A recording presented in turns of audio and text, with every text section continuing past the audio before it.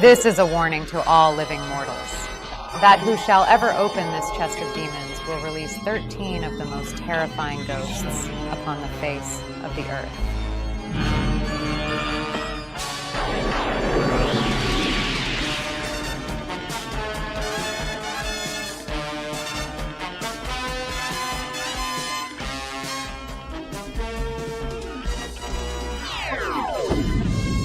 Okay, cut it. This isn't going to work.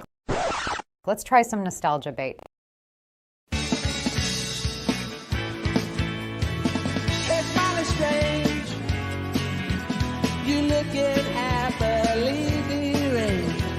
I can't settle it in bed. Or have you picked your target yet? It's ending. Got your dog bite. It's ending.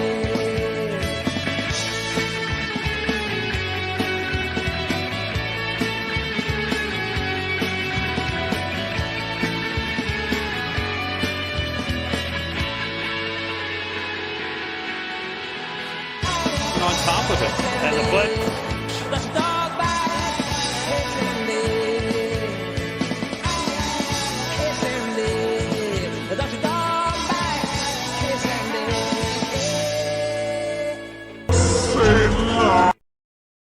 Okay, that was better. But let's try something a bit more cinematic.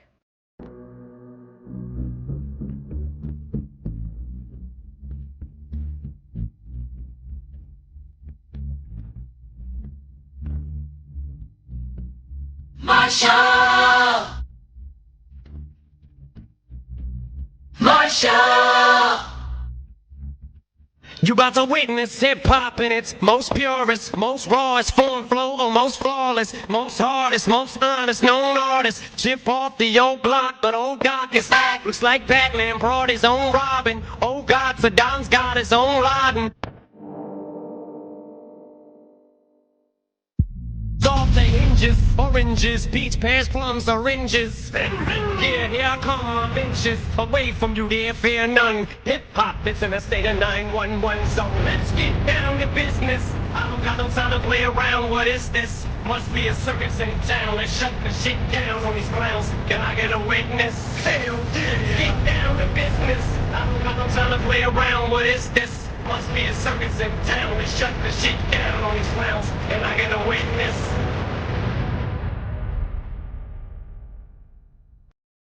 Yeah, that's the shit I like. Let's start the Barroom podcast. Take it away, Jacob. Hello, ladies and gentlemen. We're here on a Friday night. You're thinking to yourself, wait, aren't you supposed to be doing the Friday night movie club? Well, blame this guy down here. He ruined it for everyone. So, Rob, you want to explain how we got in this situation? Yeah, I didn't want to go out and be bombarded by children and families and crowded theaters to watch a sequel to an animated movie that I had not seen the original version of. So, yeah, that's pretty much it. Yeah, it's a 2 out of 5. We'll talk about more on Tuesday. But essentially what was supposed to happen here tonight is that me, Rob, and Rick were all supposed to sit here on a Friday after Thanksgiving and talk about Moana 2 for a little bit. But Rob said that he wasn't going to make it. So I was like, okay, I really want to sit here just talk to Moana about Rick for an hour and a half. So we'll just go ahead and push this over to Tuesday for the Barroom.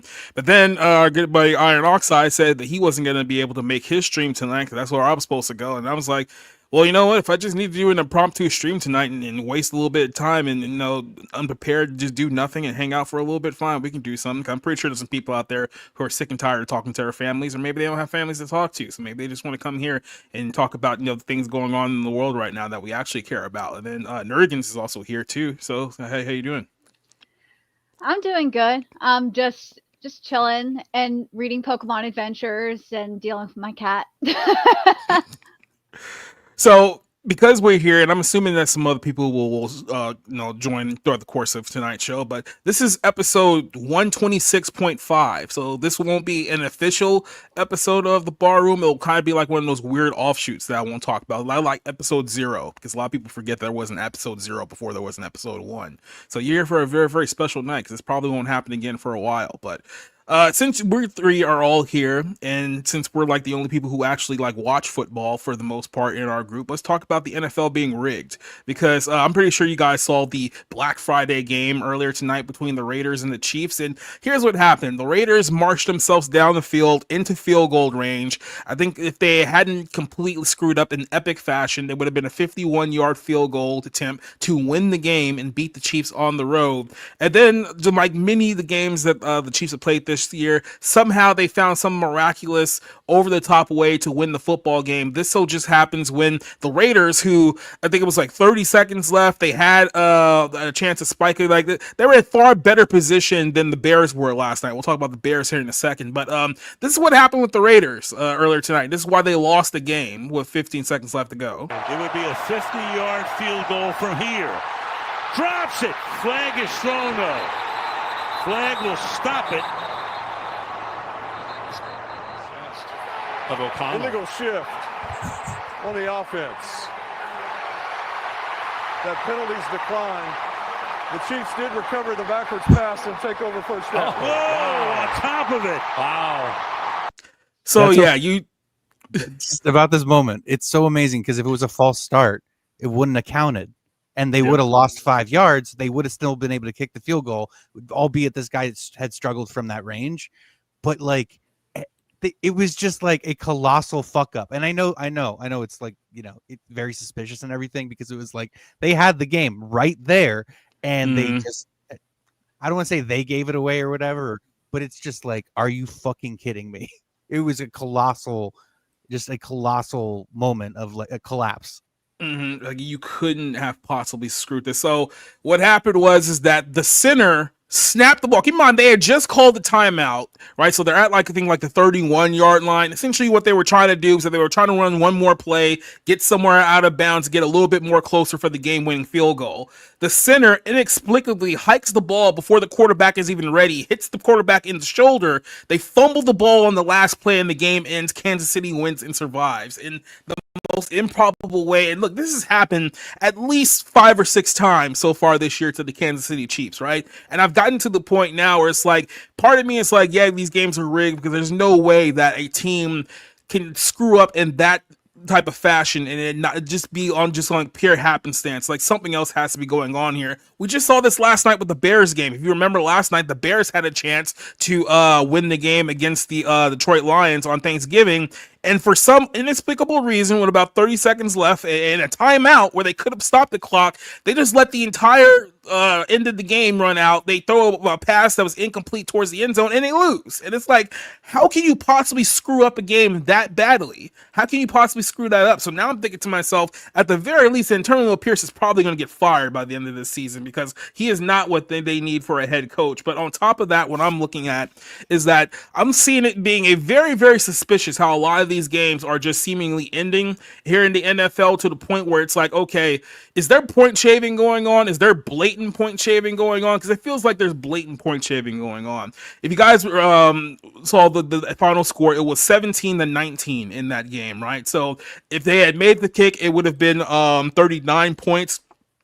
The over-under for this game was only about 41.5. So it wasn't like a huge like stat line. They weren't expecting a lot of points to be scored. However, you also have to take into consideration that the Raiders kicker had already missed 3 field goals before that. So they would have had a chip shot, easy game winner there, would have made it 39. If he makes one of the 3 that he misses, the over hits. And here's what I think is going on here, is that some of these games, maybe not some of the bigger profile ones, but definitely some of the smaller games, that these kickers seemingly are missing chip shots on purpose. And I mean, 30-yard field goals are all seemingly going wide left. It's inexplicably, like, you can say, okay, 50 yards is a little tougher, 60 yards, you're not expecting to make that. But when I see a NFL kicker shank a 30-yard field goal wide left, and it just so happens that kick allowed them to go below the over-under, that's when I start going, okay, something else is going on here. And I'm noticing it a lot more now. Rob, what was kind of your take on the point shaving thing? I'll talk to Nerdigans about this too, but have you started to pick up on this as well, being a betting connoisseur yourself? Yeah, I mean, I'm really an amateur. I just do it for fun for the most part. But yeah, I pay attention to it. I know what the lines are. I know what the over under is. And listen to me when I say this. I've only been doing this for roughly 6-7 weeks. Never bet over under. It's a crapshoot. I think I have it pegged. I think it's hey, Pittsburgh, Cleveland. Over unders like 38. It's snow, windy, two really kind of like stagnant offenses. Oh yeah, of course it's going to be under. There's no way it's not going to be under. It went over. So it's just like I couldn't tell you, like, pick a game and say whether it's over or under. It's like, and you think you have a good idea of what it is. It seems to go the other way. So I don't know. I just stick to looking at the lines. I stick to money line where you just pick winners and losers. To me, that's the easiest way to not feel like you got screwed, because you just picked who you thought was going to win or lose from the outset. But I don't know enough about point shaving to really talk intelligently about it to know whether, hey, this is going on. But I definitely follow the numbers, and there's some weeks where you feel like, okay, am I getting screwed here? Like, I mean, last week I had a perfect ticket that would have paid $800. I missed it by a half a point because I took the Vikings to win by more than 3.5 or four or more points. They won by 3.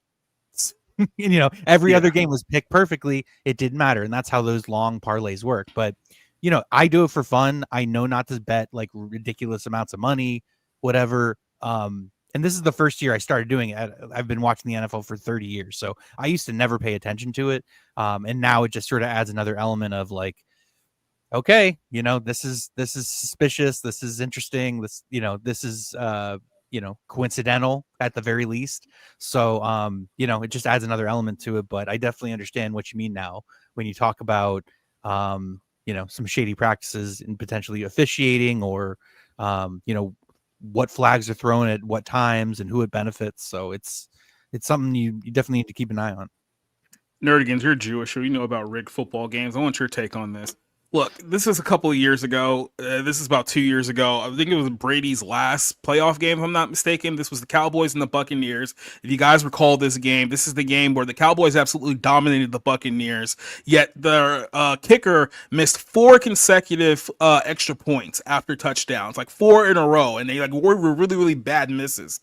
It was after that game ended, I went back. Because he missed 4 extra points, the over-under for that game was 45. That was the total points. And the over-under going into the game just so happened to be 45.5. So because he missed 4 extra points, the under hit rather than the over. And that's when I was really like, okay, that there's no way that an NFL kicker can miss this many chip shot extra points without something going on here. Because look, there used to be a time period, I'm pretty sure you guys are old enough to remember football back in like the Bill Parcells days, where if you missed maybe 2 field goals, you were done. They would throw you off the team. Like, there was a very low tolerance for kickers back then, and it seems like that has flipped now. I want to just go ahead and show you this from a few years back to show you exactly what I'm talking about here. By the way, Peyton Manning's reaction to this is absolutely hilarious. Play here. It's a big play right here. This kicker was hoping he was hoping he could kick it from the 2-yard line instead of having to go all the way back. Oh my goodness. Eli. Just got the shanks. You can just see just the seething in Peyton Manning's eyes right now. I don't even know what to say. Now we got lots of analysts up there in the owner's box, right? We got extra analysts up there. Listen, he's been money all Bless his season. heart. I know. Bless his heart. Yeah, by the way, if somebody from the South says bless your heart, that's not a good thing. It's Never not throwing that out there. No, like, this is why I watch Manning cast over like the regular Monday Night Football cast, because it's just so much more entertaining because of the Mannings. This past week actually was really good because like I don't watch it most weeks unless the guests are really good, and this week it was Bill Belichick and Mike Vrabel, and that was just like perfect for like the Harbaugh Bowl. Oh yeah. Yeah, so I wanted to show you this one too, because this was another. So this was his 3rd missed kick, and this is where it started to get like, okay, like what's happening here? Yeah, I'll put this up here for a second. This is Manning after the 3rd missed kick In the end zone. Oh my God. Got to be kidding me. I've never seen anything like it. Why are we kicking it? I remember this. Why are we kicking it?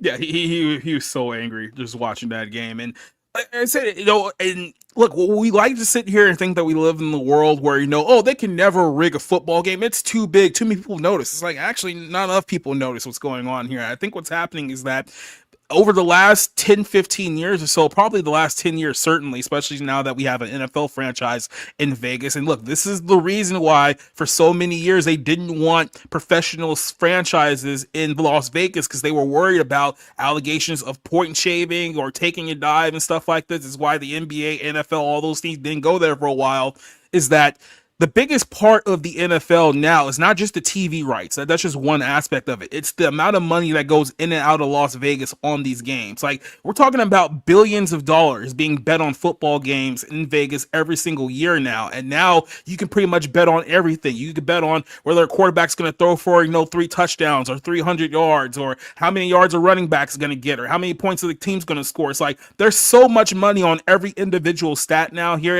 I'm not talking about just fantasy football. That's a whole other thing about it. I'm talking about just actual point. You go to I know the two big ones are Bet 365 and Bolivia, which is another one that's in Vegas as well.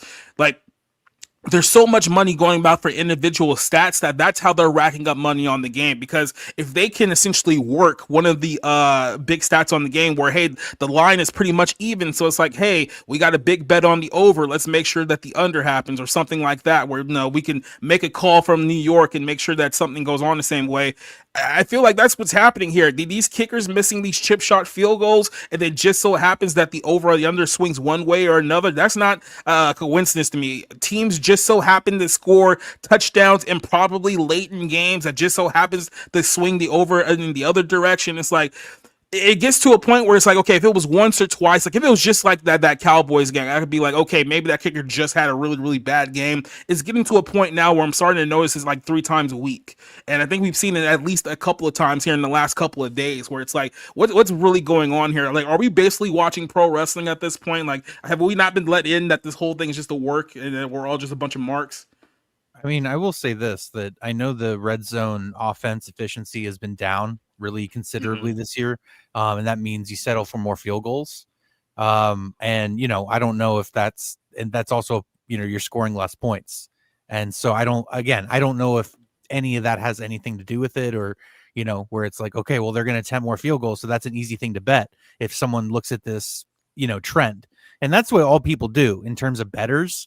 If you're any kind of a degenerate gambler and you're looking at 12, 15 hours of gambling advice, tips, insight, whatever a week, you're looking at those trends. You're looking at where you can potentially bet to gain an edge. That's all it is trying to sort of outsmart what the general public is doing, and potentially going the other way, and whatever, buying low and selling high and all that stuff. But so it's possible you could look at something like that and say, hey, we need to curb this. But again, to your point, where you're talking about all these things you can bet on, how can you even ensure that it's happening when there's all these little caveats that you would have to inspect under a microscope to make any kind of provable case? So it's like, I think you're right. I think there's maybe where there's smoke, there's fire, but I don't even know how you would begin to try to investigate that.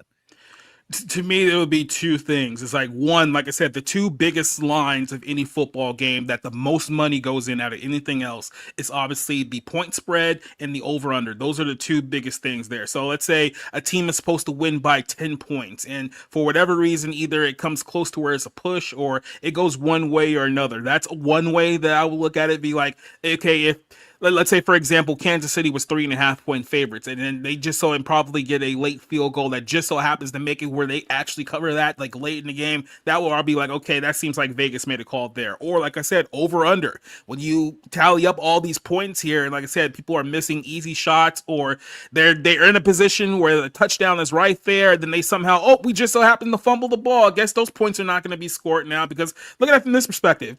The Raiders were driving there. They had at least one shot to the end zone if they wanted to. So imagine you're sitting there and you're someone who bet over 41.5, and all you need is this touchdown to hit that number. And then all of a sudden, boop, fumble.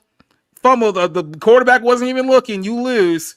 And then you have to like sit there and eat that. That's probably something that leaves a lot of bad taste in people's mouths. And like I said, those are the two lines that have the most money above all, because the odds are basically like so close. It's basically minus like 110, which means that you can almost make $1 for every dollar that you bet, essentially. So that's where like the real money's being made there. Prop bets, you can say that, okay, who knows how orchestrated it is for prop bets. Maybe some go over, some don't, but those are the two that I look for the most. And when you're noticing something not quite right with a football game, that's the first thing I look now, like, because it just gets to the point now where, like I said, I look at the end game. Okay, what was the over under, what was the point spread? Oh, here we go, now we have problems.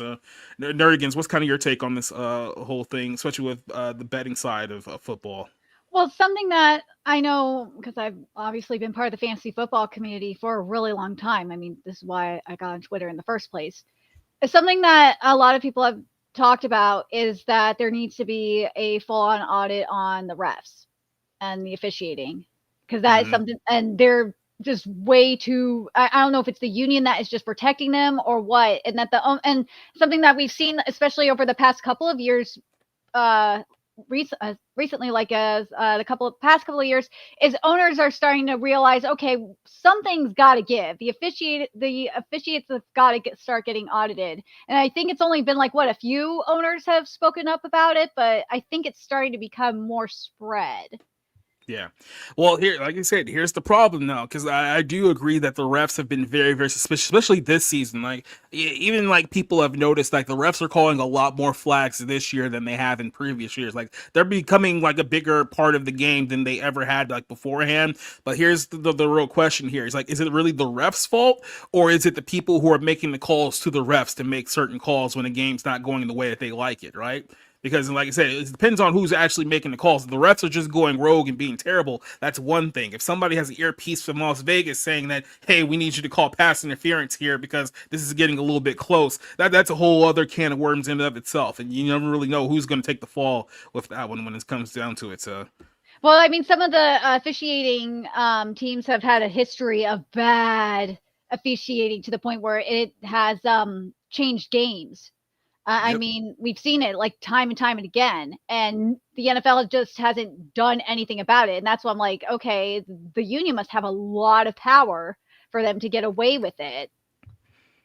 It's basically all the mafia at this point. I'm pretty sure that's where we're at right now. It's basically old 1960s mafia style. Well, that's what unions are. JFK. The same people who killed JFK.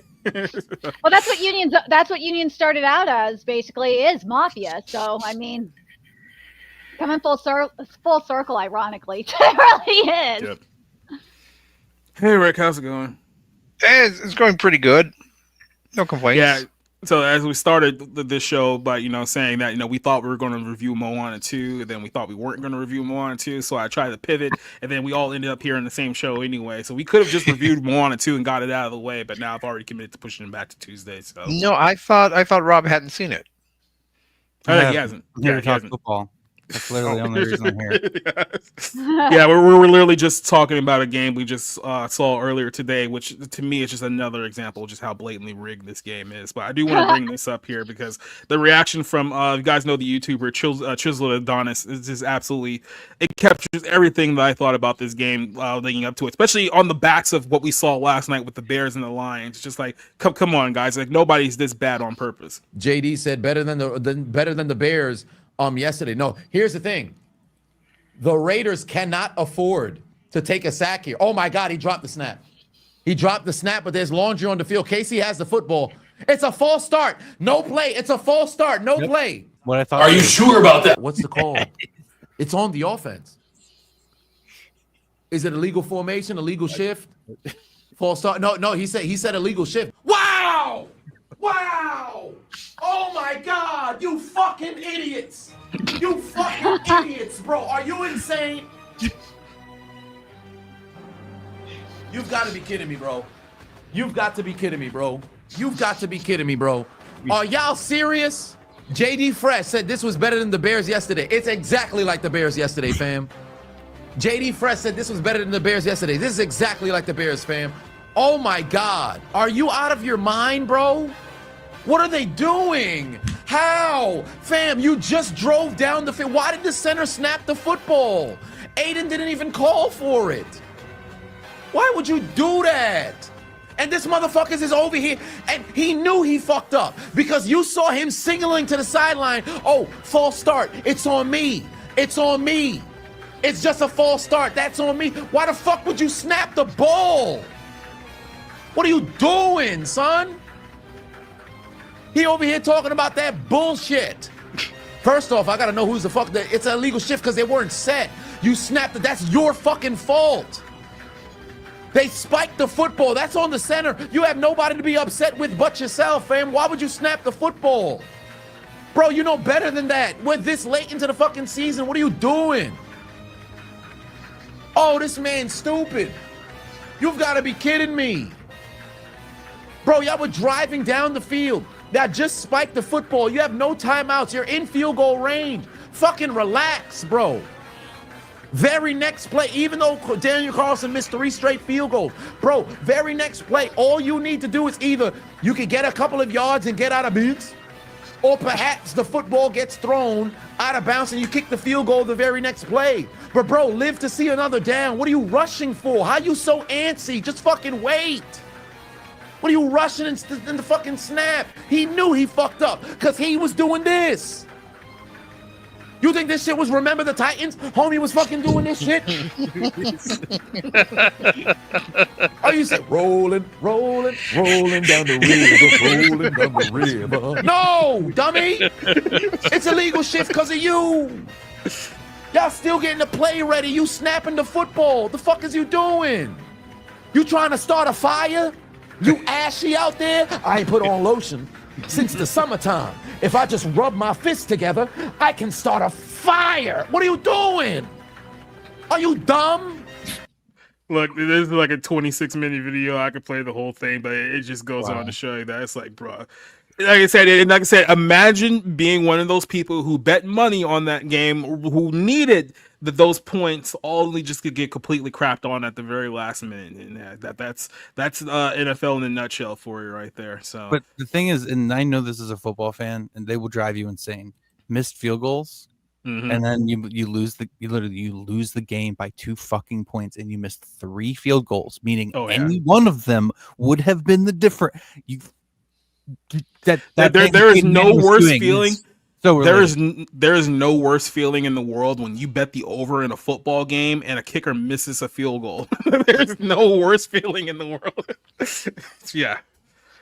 But no, who knows? Maybe this is just a degenerate gambler's problem, or maybe this whole thing. I mean, look, the NFL is multi-billion-dollar business at this point. We all know that it's basically a racketeering operation. They basically fleece the city to get them to spend billions of dollars that they have to pay for to get a new stadium, only so they can play 8 games at home every single year. So maybe it's a big situation. Maybe it's not. But Rick, do you have any take on football being rigged, being fake? No, all I know is that the Cowboys are going to win the Super Bowl. Yeah, they're not even going to be in the playoffs. No, my cousin has assured me that they're going to be in the playoffs. Dude, my stepbrother would probably would say the same thing because he's a huge Cowboys fan. And it's not going to be the case. But I do want to say this. I really have to say this. Jerry Jones, you said we're going all in on Dak Prescott. I mean, fraud Prescott, and look where it's gotten you. That's all I got to say. Well, I mean, you have to remember El Paso's a big cowboy town. I mean, it's the Cowboys or the Raiders, really. Although I'd like to point out that technically El Paso is closer to Las Vegas than it is to Dallas. Jesus. Oh, did you guys hear Al Michaels call the Las Vegas Raiders the Oakland Raiders? Yeah. I mean, to be fair, I mean, it still slips every now and then. We still call the Chargers the San Diego Chargers, even though they've been in LA for almost 10 years now. So, I mean, old habits die hard. Yeah, at least the LA Rams have a history in LA before they moved. So did the Raiders technically did too. Yeah, I mean, the Chargers going to LA was just strictly a money move. Like the Spanos were broke and they wanted to move to LA to up the value of their team. That's the only reason why they moved up there. Mm-hmm. Hey, Biggles. Hey, Green Screen. How you doing? Hi. Yeah, so I just have a green screen on because I don't have a background. I have a I can shut off this green screen and you can see my other green screen. Yeah. No, I'm just gonna leave this up here just for a couple of minutes. That way, anyone. That's who my other green screen. I was gonna say, so in case anyone wanted to put something suspect behind you right now, now would be the time to do it. Go for it. Have fun. Whatever you want to mess with me, I have it green just for you. Oh, I thought it was in honor of Wicked. Oh yeah, sure. I didn't like the songs from the original play, and I wasn't going to watch Wicked anyways. So yes, it's green for Wicked, of course. Yes, there you go. That was my thought process. Yes, just trying to help you out. Hey, Biggles, before we go on to our next topic here, do you have any thoughts on the NFL being fixed? The football being fake? As someone who was a 49er fan until I stopped watching when they hired Chip Kelly and I gave up on football entirely. I watched them in the Super Bowl both times against the Chiefs. There was that big play before half to George Kittle where they called an offensive pass interference. And when you watch the play, you have the defender grabbing Kittle's arm and pulling him back. And that's why his hand was extended. And the refs threw the flag, call it on the 49ers for offensive pass interference. And then as I watched, when was it last year's Super Bowl? Yeah, last year. Yeah. Okay, so last year's Super Bowl, see, I don't watch football anymore. So I watched the Niners were in the Super Bowl, so I was like, yeah, I'll watch it. And I'm watching, and it's Nick Bosa, right? Yes. Yeah. Okay, so Nick Bosa is coming off the end, and the right tackle has his arm wrapped around his neck as he's behind him, and there's no flag on the play, and the Chargers get like a 50-yard play. Chiefs. You mean Chiefs? Yeah, what did I say? You said Chargers. Yeah, so the Chiefs, not the Chargers. Yeah, I don't even know who's playing anymore. That's how much I fucking hate football now. Yeah, no, the Chargers haven't been in the Super Bowl in a very long time. Yeah, okay, perfect. And that was against the 49ers where they beat them like 55-10. Yeah. And Fun fact, half of the Chargers team is now dead. So nice. Junior say, And they get like a 50-yard play, and then it's the fourth quarter again, and the Chiefs are moving up the field, and whoever's on the right side of the defense comes across, and he's like being held like this from behind after he beats them, and then you see Mahomes step up and pass him and then run for like 20 yards. For the first down that like sets up for whatever the field goal or touchdown or whatever they got at the end to win. And I was like, what, is there no holding penalties anymore in football? So yeah, I definitely think it's rigged. The refs, like, so back in the day, like the mob used to like get like, mainly for basketball, they would get the basketball refs on like gambling problems and stuff. So they would like literally get the refs to call the game in their favor for who they wanted for gambling, right? And I don't know if they're still doing it now in football, but it seems very weird. That's what it feels like. That there's so many missed extra points. Yeah. We were just talking about that right before you got on here too. Yeah, there's so many missed extra points, and it always seems that one team makes a great comeback and there's a random pass interference call that doesn't even look like a pass interference. Or there was a game.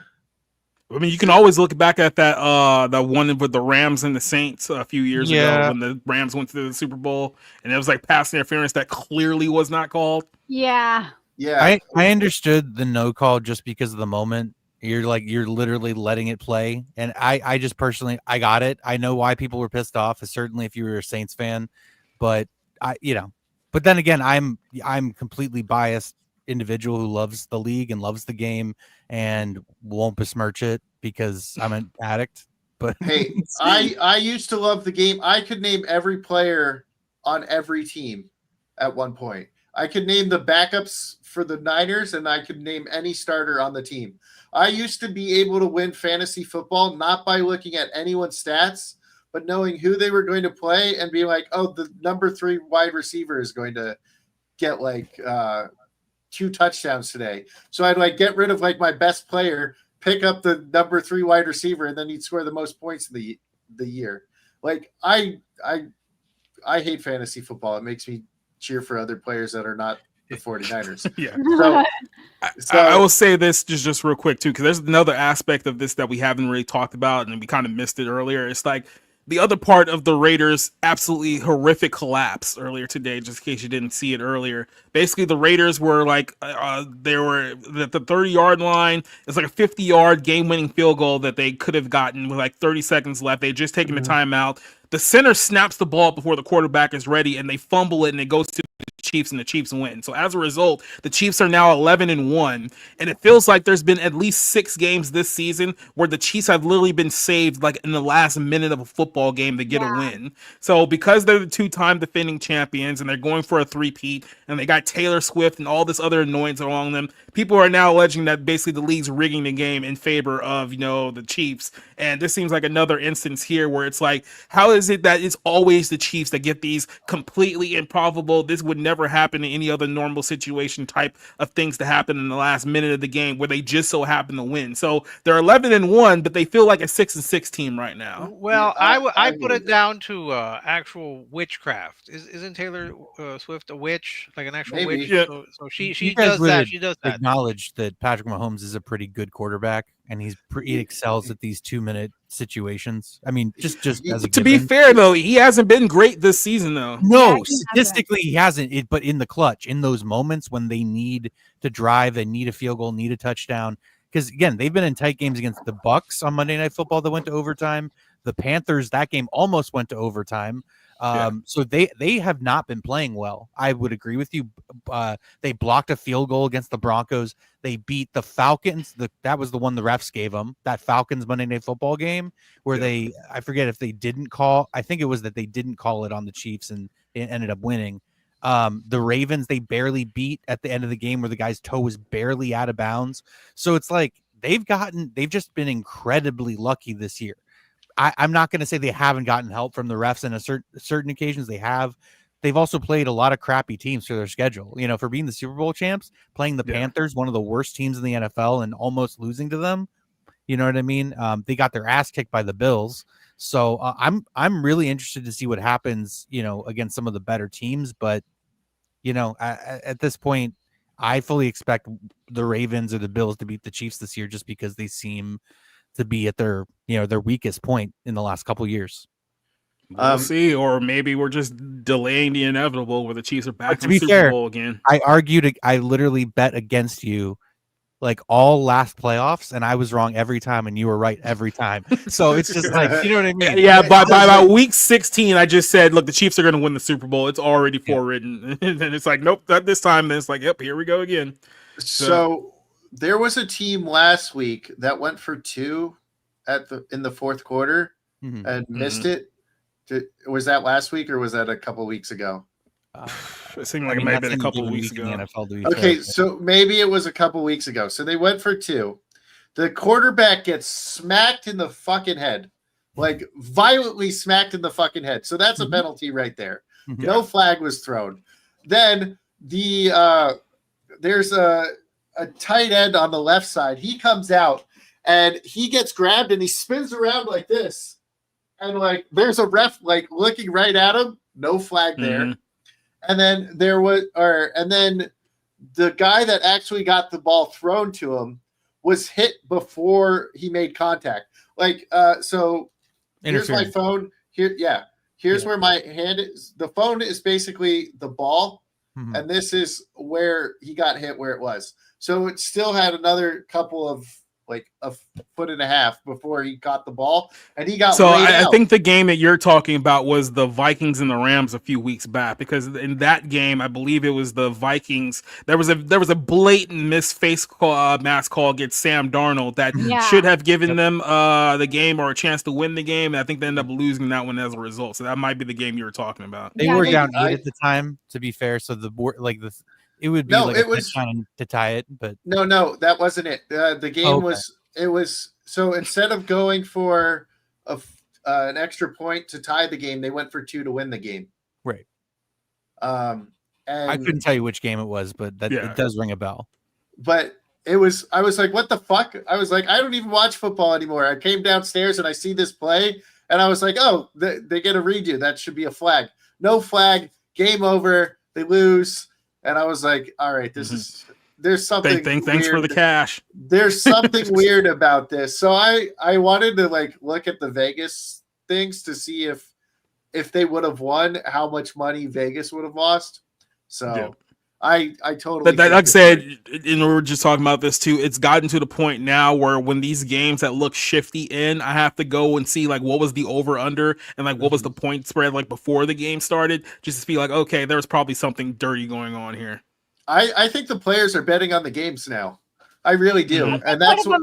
Didn't a couple of players get busted for gambling? I can't remember who it was, but yeah, a couple players have already been banned for life for gambling. And then you keep in mind, even in baseball, we just had that big story with Shohei Ohtani, who it just found out it was his manager, his interpreter was the one who was betting for it. He wasn't betting on him because he had just went to the Dodgers, and it's like, oh yeah, we can't Pete Rose, the biggest star in the entire league right now, because he got caught gambling. So we'll just say that it's the interpreter's fault, and then that way he'll just win the World Series and pretend like it never happened. But yeah, the Jameson Williams, the Alabama receiver that plays for the Lions, he got suspended for like 8 games last year. I know Calvin Ridley, the Titans' current receiver, he was suspended for an entire year. He was like the first big one that they caught doing that. And then the Titans also have a right tackle who got suspended for 3 games, Nicholas Petit-Frere, who ironically also hosts a fantasy like a betting show on Twitter. Yeah, while he's the right tackle for the Tennessee Titans, and it's like, that's kind of, I don't think that's smart. That's like really pushing it. And the coach Brian Callahan's basically like, well, as long as he doesn't, do anything, it's like that does sound rather dubious. Yeah, it's. Listen, I think that you make enough money to stay away from the temptation of gambling, but at the end of the day, human nature is human nature, and temptation is money. There. Exactly. Michael Jordan had a huge gambling problem. Yeah, his father died. That's why that's why he wanted to go to the White Sox for a few years, because he wanted to try out baseball. That's totally what happened. So sad. Yep. Well, we're going to pause here for sports for a minute and get into comic book movies here. Biggles, you're here, so I wanted to get your thoughts on this and Nerdigan's thoughts on this too. We talked about a little bit this week, the whole situation going on with Captain America, Brave New World, and we'll kind of touch up on that in a second. But apparently things are not going well for Warner Brothers either, because apparently they're unhappy with the trailer that they got for the James Gunn Superman movie, which is currently being cut right now. Has not been released officially. James Gunn has pretty much let everyone know that he's still working on it, but Warner Brothers executives are not impressed with what they have seen so far, and this movie is quite literally the only thing that they have moving forward to a James Gunn DC universe, because if this film flops and this movie is just a complete ass, Warner Brothers has absolutely nothing. They've already lost the NBA rights. They've already lost the rights to their biggest sports franchise going forward. They canceled everything with Zack Snyder. It's like, okay, fine, the Snyder universe is done. We're moving forward with James Gunn, but you don't really have any projects of name that anyone is impressed about.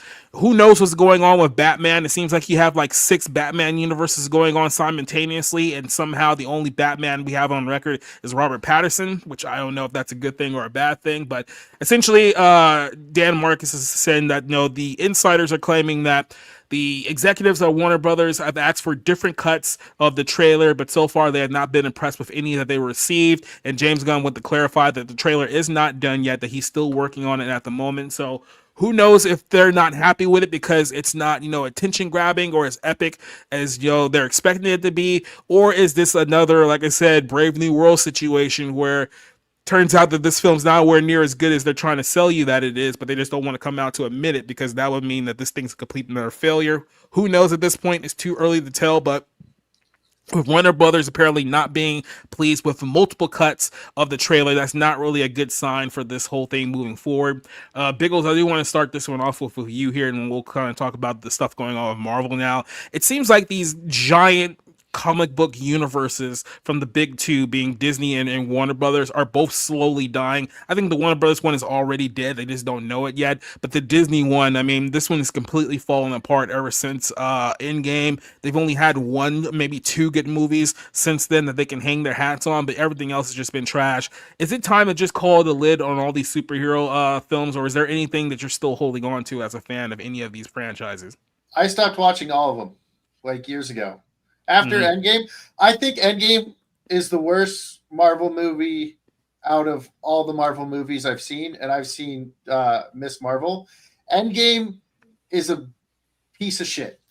They break their own timeline rules. It's just awful throughout the entire movie, and the only good scene is when Cap gets Thor's hammer. And even that I thought was kind of lame. But I said this earlier on another stream that's the only good scene in the entire movie. Like when they do the all-girl scene, it doesn't make sense. Wasp was already where they need to go. Why is she with them now? Like, I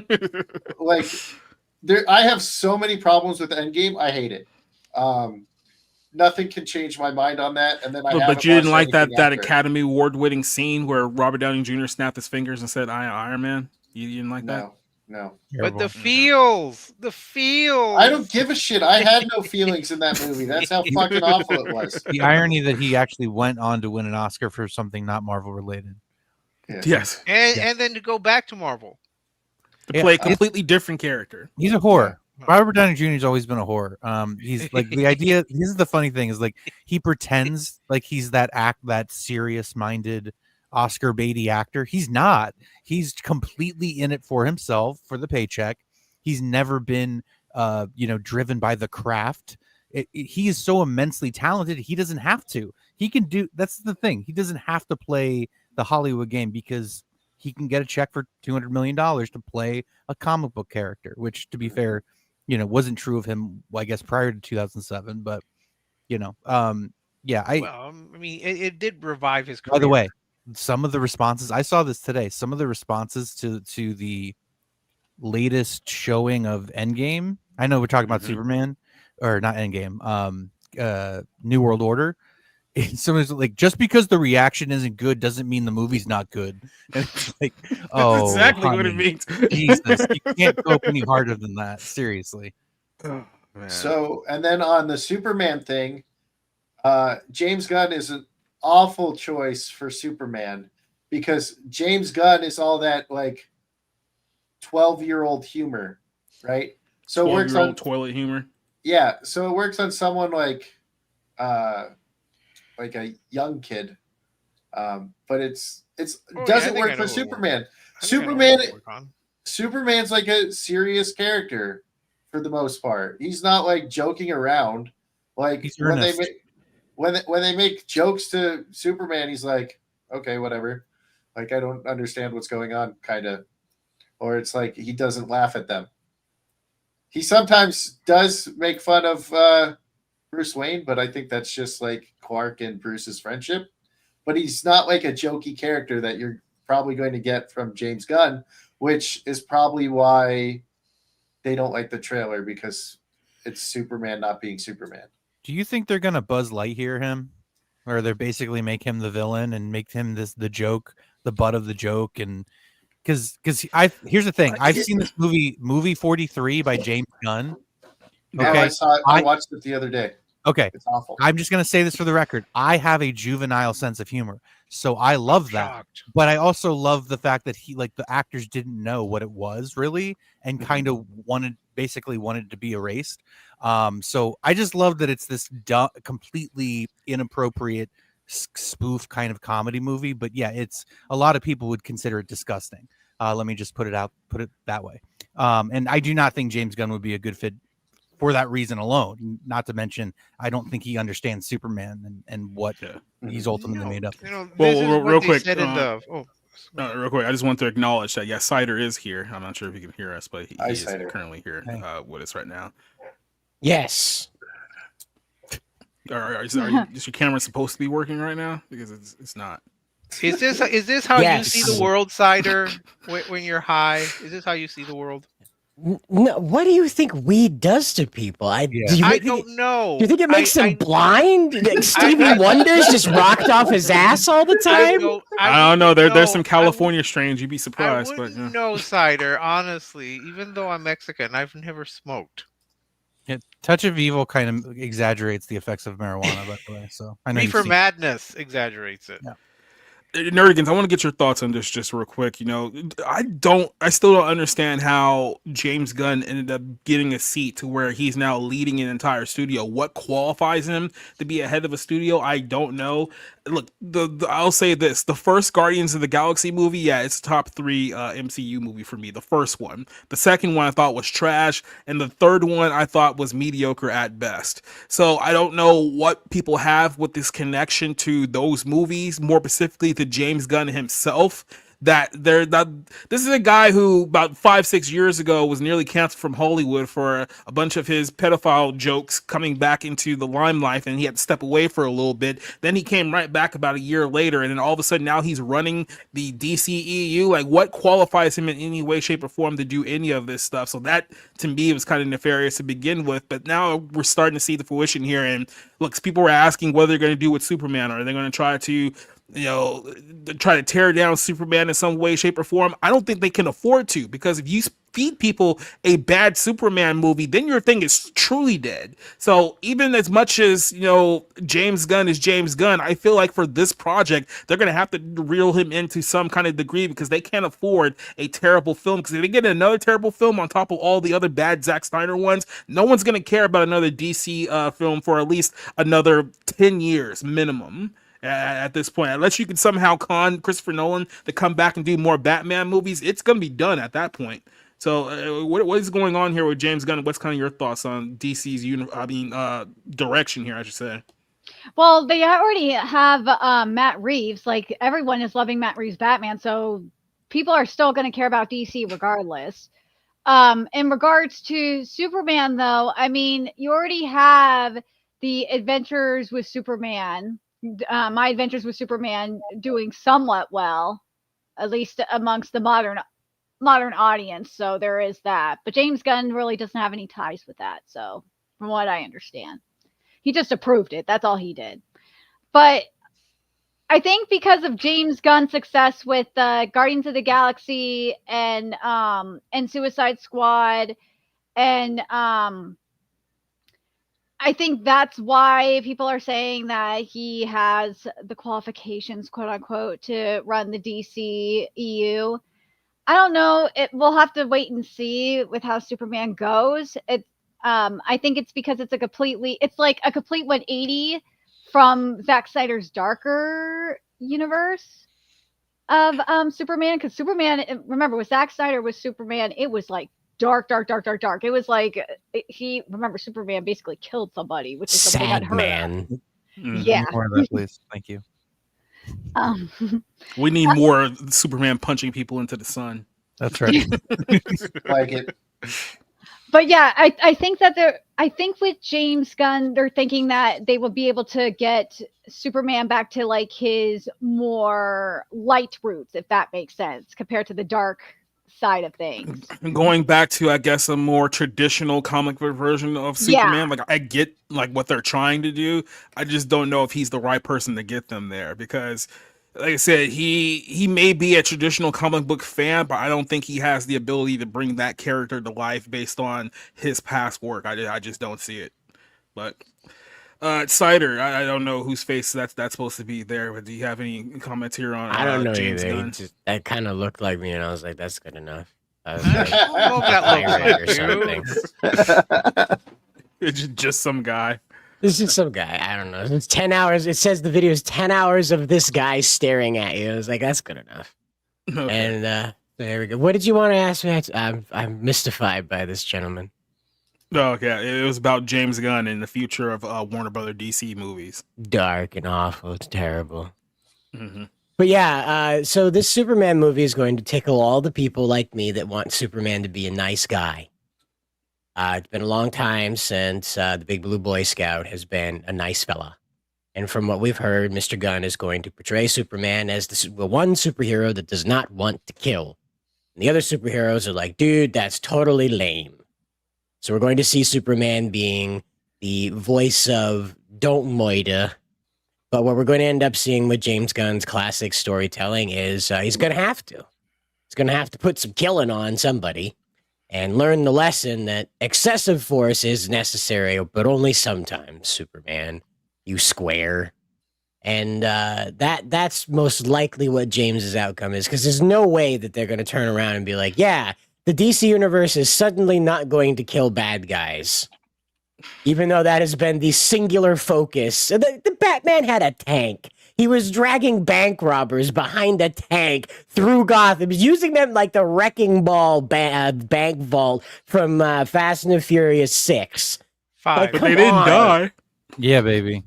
Yeah, they didn't die. Right. No, they died. were just jelly on the inside when he came to a stop. That's all. He had a tank with his car. I mean, They died later. He uses like machine gun fire and like, you know what I mean? Like, Hey, they may have been brain dead, but they didn't die. Like, he bounces a dude's forehead off of a concrete warehouse floor the way that Shaq dribbles a free throw. Hey, Come look, on. just because you're crippled doesn't mean that you're dead. Yeah, I know. well, Listen, I'm sure comic book, like actual like comic book nerds, comic book lovers are irritated at this constantly being said, but you know, Rorschach in a sense really is that real world Batman where it's like this guy in real life would be a psychopath. Yes, because that's what those places, what that environment does to somebody. All they deal with are the worst criminals in the world. Of course, they're going to be a psychopath. So, yeah, I get it. But the whole Superman thing, like, I'm ready for like a earnest Boy Scout who believes in truth, justice, and the American way. I look, I'll be completely honest. Even the Christopher Reeve original Superman movie is a little cheesy for me, but I can't deny, like, especially that score. You know, the theme, the themes in the movie, and I think people are ready to see something hopeful again. And I say that as somebody who tends to like darker comic book superhero stories. But so yeah, I hope that's the case. I hope it's something that's good and worthwhile. But at least this early feedback is not great. Well, my question is, if they are going to go in that more positive, upbeat manner, why are the executives unhappy with the trailer? You would have thought that they wanted something like because this, it's too upbeat? fluffy, Rick. That's why. Well, look, this is something that the Saul Kinds have said when they were making the first Superman, that you have to you can't be smarter than the material. Oh no, I think that was Tom Mankiewicz. You have to respect.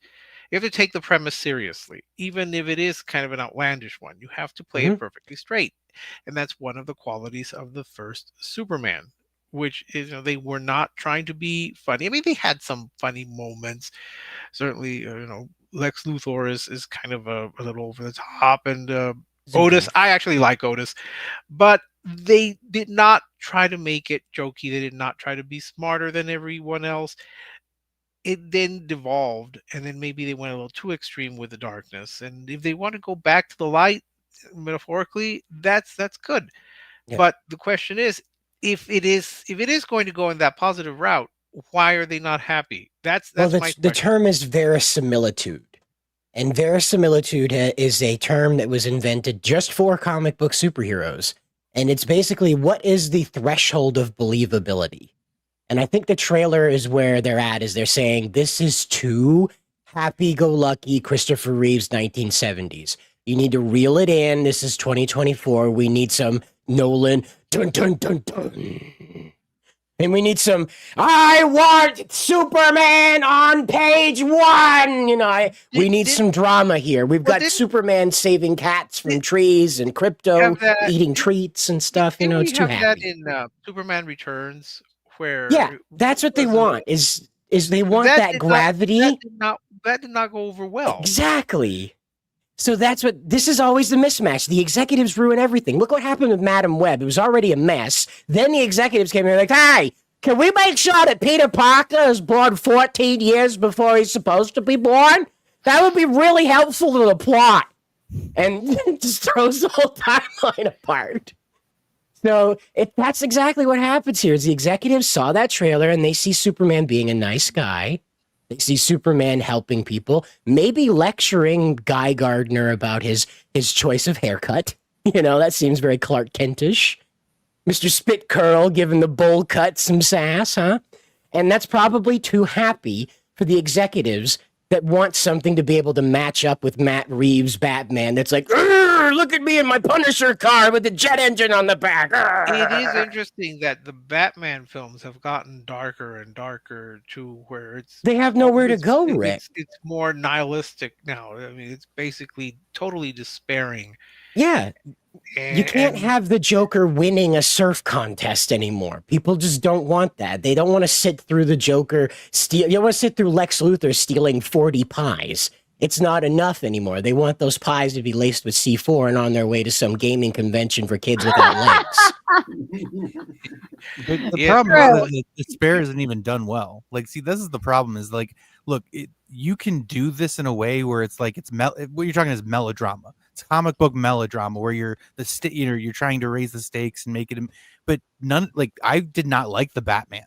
I didn't like anything about it, and I've been a Batman fan since I was a little boy.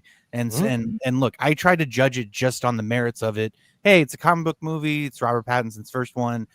Be open-minded, whatever. Outside of a scene here and there, maybe the car chase, with the Penguin and Batman, I found it really underwhelming. And so, the things that it's based on, The Long Halloween, Hush, these are incredible stories, and they took just enough to kind of like piecemeal it together to this like unsatisfying.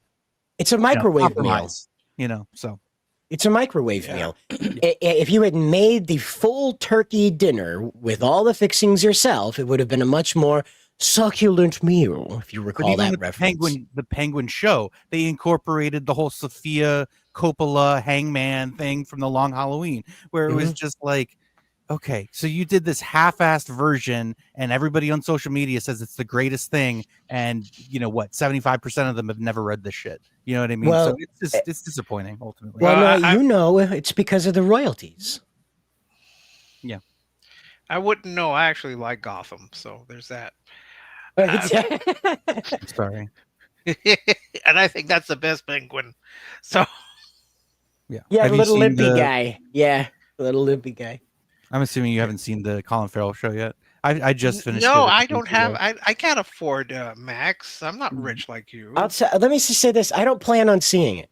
And the reason being is that it's okay. not that.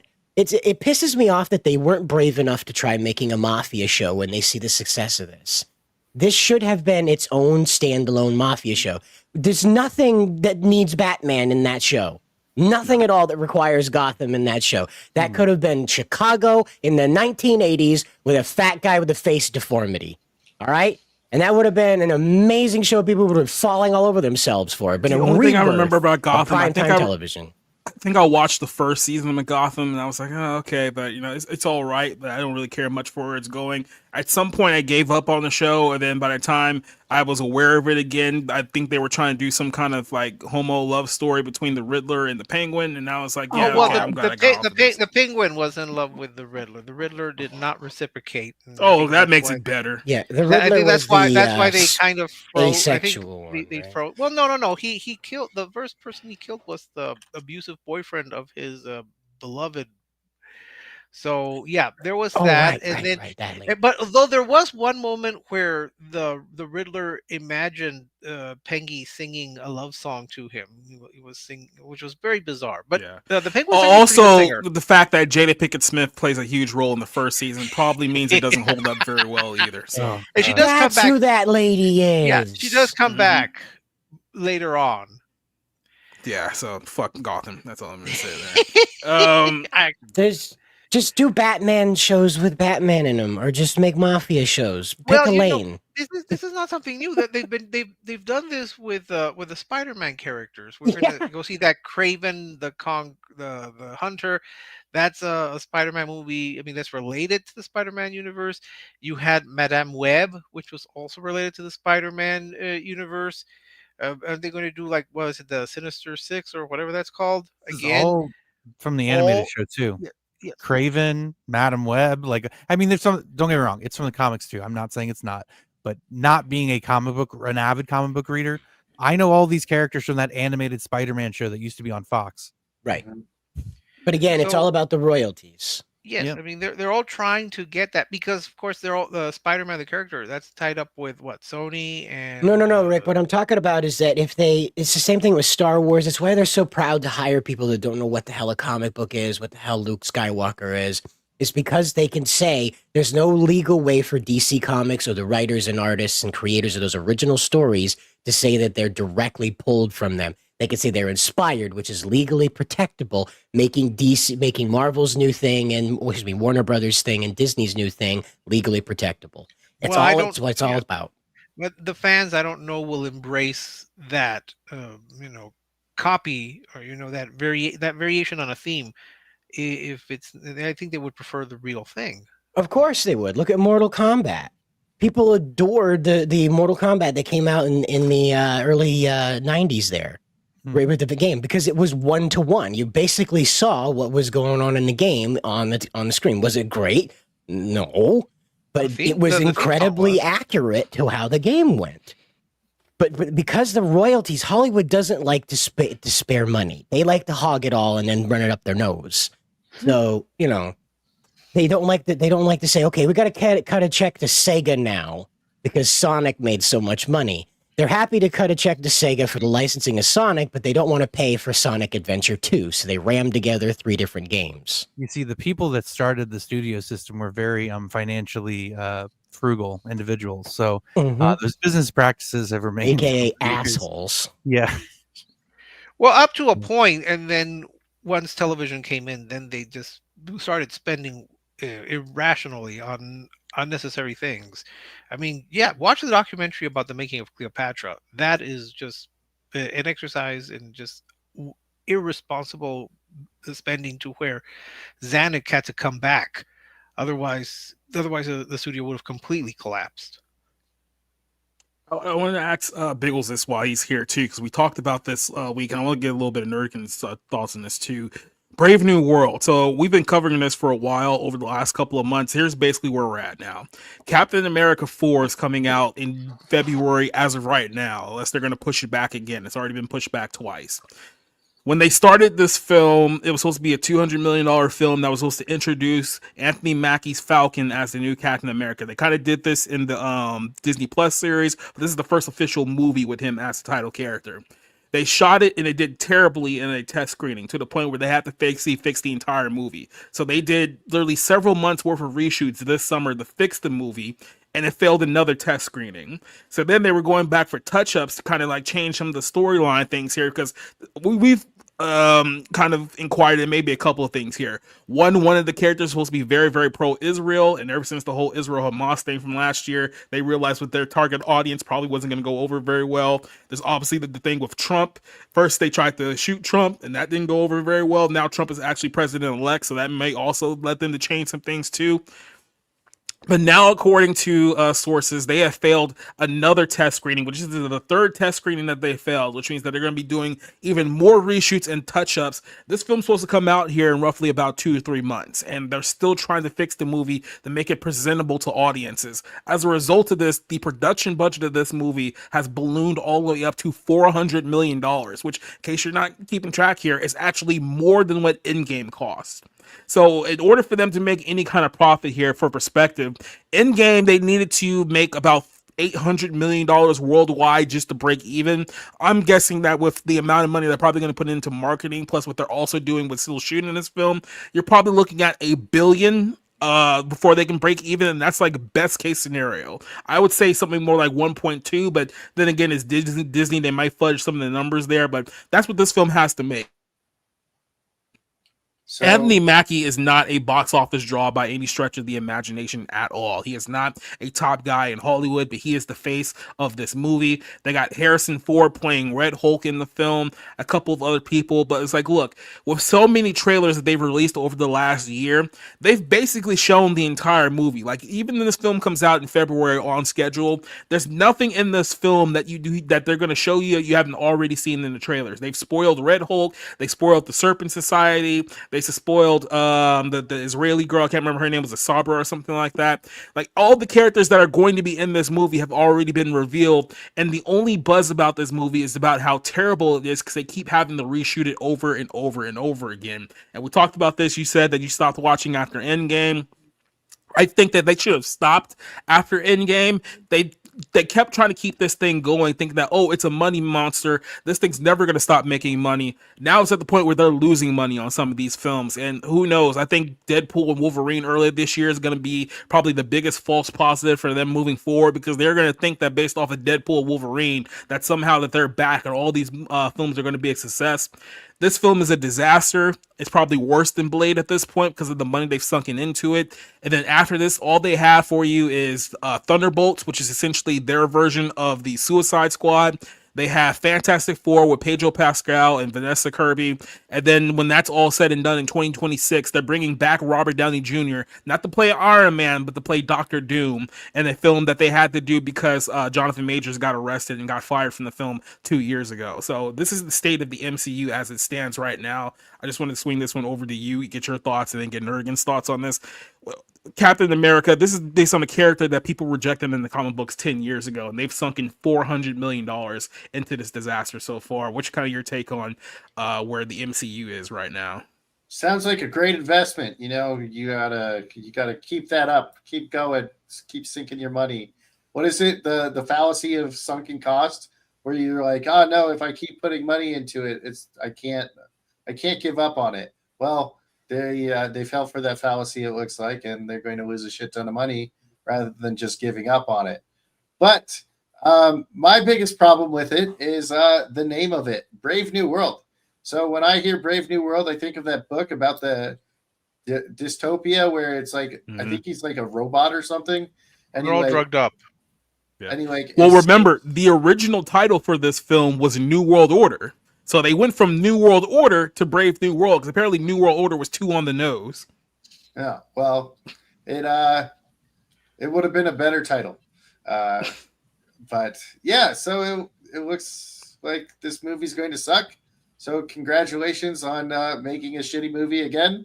And I hope you keep doing it, Disney. Thank you. That's it. Those are my opinions. Nergens, what's your thought on this disaster? Well, this disaster is just going to result in a maybe several $100 million box office loss. Disney is stupid. I've said this every time we talked about this. This could have just been resolved if they would have just had Bucky play Captain America. And I talked about with Spencer before. They have the figures out, and we've seen it in toy hunting videos at Ollie's where they do have Bucky as Captain America figures. They're right there. There's also the Red Hulk figures that have been showing up too at stores, and they don't look like Harrison Ford either in the face. So it's very bizarre with that situation. That's Hasbro fucking up. But still, it's like that's what people wanted. People just wanted to see Bucky take up the mantle as Captain America. If Disney would have done that instead of placated to a agenda for a non-existent audience, then they would have probably made their money back and then some. Probably, but I mean, like I said, at this point in time, I think we're so far gone from this because all the old guard of the Avengers past Endgame have pretty much all stepped away. They're now bringing back people because they're so desperate to make money, but they thought that this thing was such a money maker that, hey, we can do Shang-Chi and the Marvels and Black Widow and do all these other films that are going to get over and make a whole bunch of money, and none of them did, right? I think the only true box office successes there have been since Endgame was the Spider-Man movie with Doctor Strange, and that was Sony, so you can't even really give that all the credit to that one. Guardians of the Galaxy, I think, made a little bit of money, not much, all things considered there. And then obviously Deadpool and Wolverine, which I think had more to do with the fact that it was basically the leftover or the last holdover of all the Fox properties being put in the MCU universe. Really didn't have much to do with the MCU at all, outside of like like a cameo or two that could have just been completely thrown out of the movie altogether. But it was more of a goodbye to the Fox era of Marvel movies. So now we're back to kind of like the main storyline here, and you just realize like they got nothing. Like they have absolutely nothing moving forward. They're hoping that people are such marks that they just love Robert Downey Jr. so much that they will go back to a movie theater, spend a whole bunch of money to watch him play a completely different character altogether because, well, our old Thanos, who was supposed to be Kang the Conqueror with Jonathan Majors, he got fired, so he's gone. So we need somebody else to put the butts in the seats. Okay, let's bring back the 60-year-old to play Doctor Doom. And by the way, you're seeing a picture of Red Hulk here. This is Harrison Ford, who's currently 82 years old. If they in any way, shape, or form tried to put him into the next Avengers movie, he will legitimately be 84 years old by the time this film is released, which who knows if he even makes it that long with all things that are going on here. Like I say, it just seems like it's just one bad decision after another. But because they're a publicly traded company, they can't publicly admit that, hey, you know what? We may have muffed this whole thing up over the last 5 years because they have to keep BSing their stockholders that no, everything is fine. Things are looking good. Things are looking great. Because that's the only way that they keep money running and not lose a crap ton on the stock. And that's what we have here. This is why you're seeing Brave New World Captain America. So I don't know you other guys have talked about this on Tuesday show. You got anything you want to add on to this one before we move on? Well, maybe they're getting the wrong impression. The studio is. You're talking about the marks. Remember when Robert Downey Jr. unmasked himself at what is it, Comic Con, and everyone in the hall just went berserk and were crying and cheering and doing all that. Perhaps the studio thinks that the Comic-Con audience is the general audience, or is reflective of the general audience that is super enthused about seeing Robert Downey Jr. make a triumphant return to this. I think they're literally misreading the room. That's just going to appeal to the hardcore fans who may go repeatedly, but they're not going to be able to get the box office for this. There's no indication that this movie is going to be good, let alone successful. I mean, you could have a bad movie that's successful, but I don't think that this is going to be good or successful. So they're just not going to learn. They're not going to learn, and they're going to just keep trying to drain as much blood out of this as possible. But until the whole thing finally collapses to where even they can't deny it, expect more of this. Expect more of this. So yeah, we'll see. We'll probably have to watch that movie too. So I'm not looking forward to it because ever since Endgame, it's like, why is this thing still going? Yep. Anything else here? No, I hope it fails. I hope Marvel fails. Yarp. Well, now that we got that out of the way, let's go to the fun part of this whole thing. Let's talk about the Zoog era of Disney, because I didn't really have much of a thing to place here on this show. I think we did pretty well, being that we just pulled the show out of our butts, but I did want to talk about a little fun time real quick. I know that we have some people here who remember this era of the Disney Channel. It's the Zoog era of Disney. This is going back all the way to 1998 to 2003, which I think is kind of like the allotted time period here. So let's go back to this time frame here, right? This is back when, cable was still on the up and up. We weren't quite at the digital cable age yet, but we still had a bunch of channels and a bunch of networks that were looking to put content on there. And Disney Channel was essentially Disney's attempt to be like, hey, look, we need to have similar programming to what, you're seeing with, Fox and Fox Kids and the WB and Nickelodeon and Cartoon Network. It's like all these other networks have a beat. We need to make our own content network. And at the very, very early stages of this, which is called the Zoog Disney era, you can tell that what it was then in the late 90s and early 2000s is absolutely nothing like when you think of Disney Channel now. Most people think of Disney Channel now, they're thinking of like the Selena Gomez's and Miley Cyrus's and Demi Lovato's and like those type of shows, and they have no context of like what these shows was at a time period before all this happened, before I think everything went to crap here, and this was in the Zoog Disney era. So they essentially greenlit a bunch of shows thinking to themselves, hey, look, we need something nothing here to move forward with. So you end up getting a whole bunch of shows. Some of them were titled The Famous Jet Jackson, which Cider famously knows.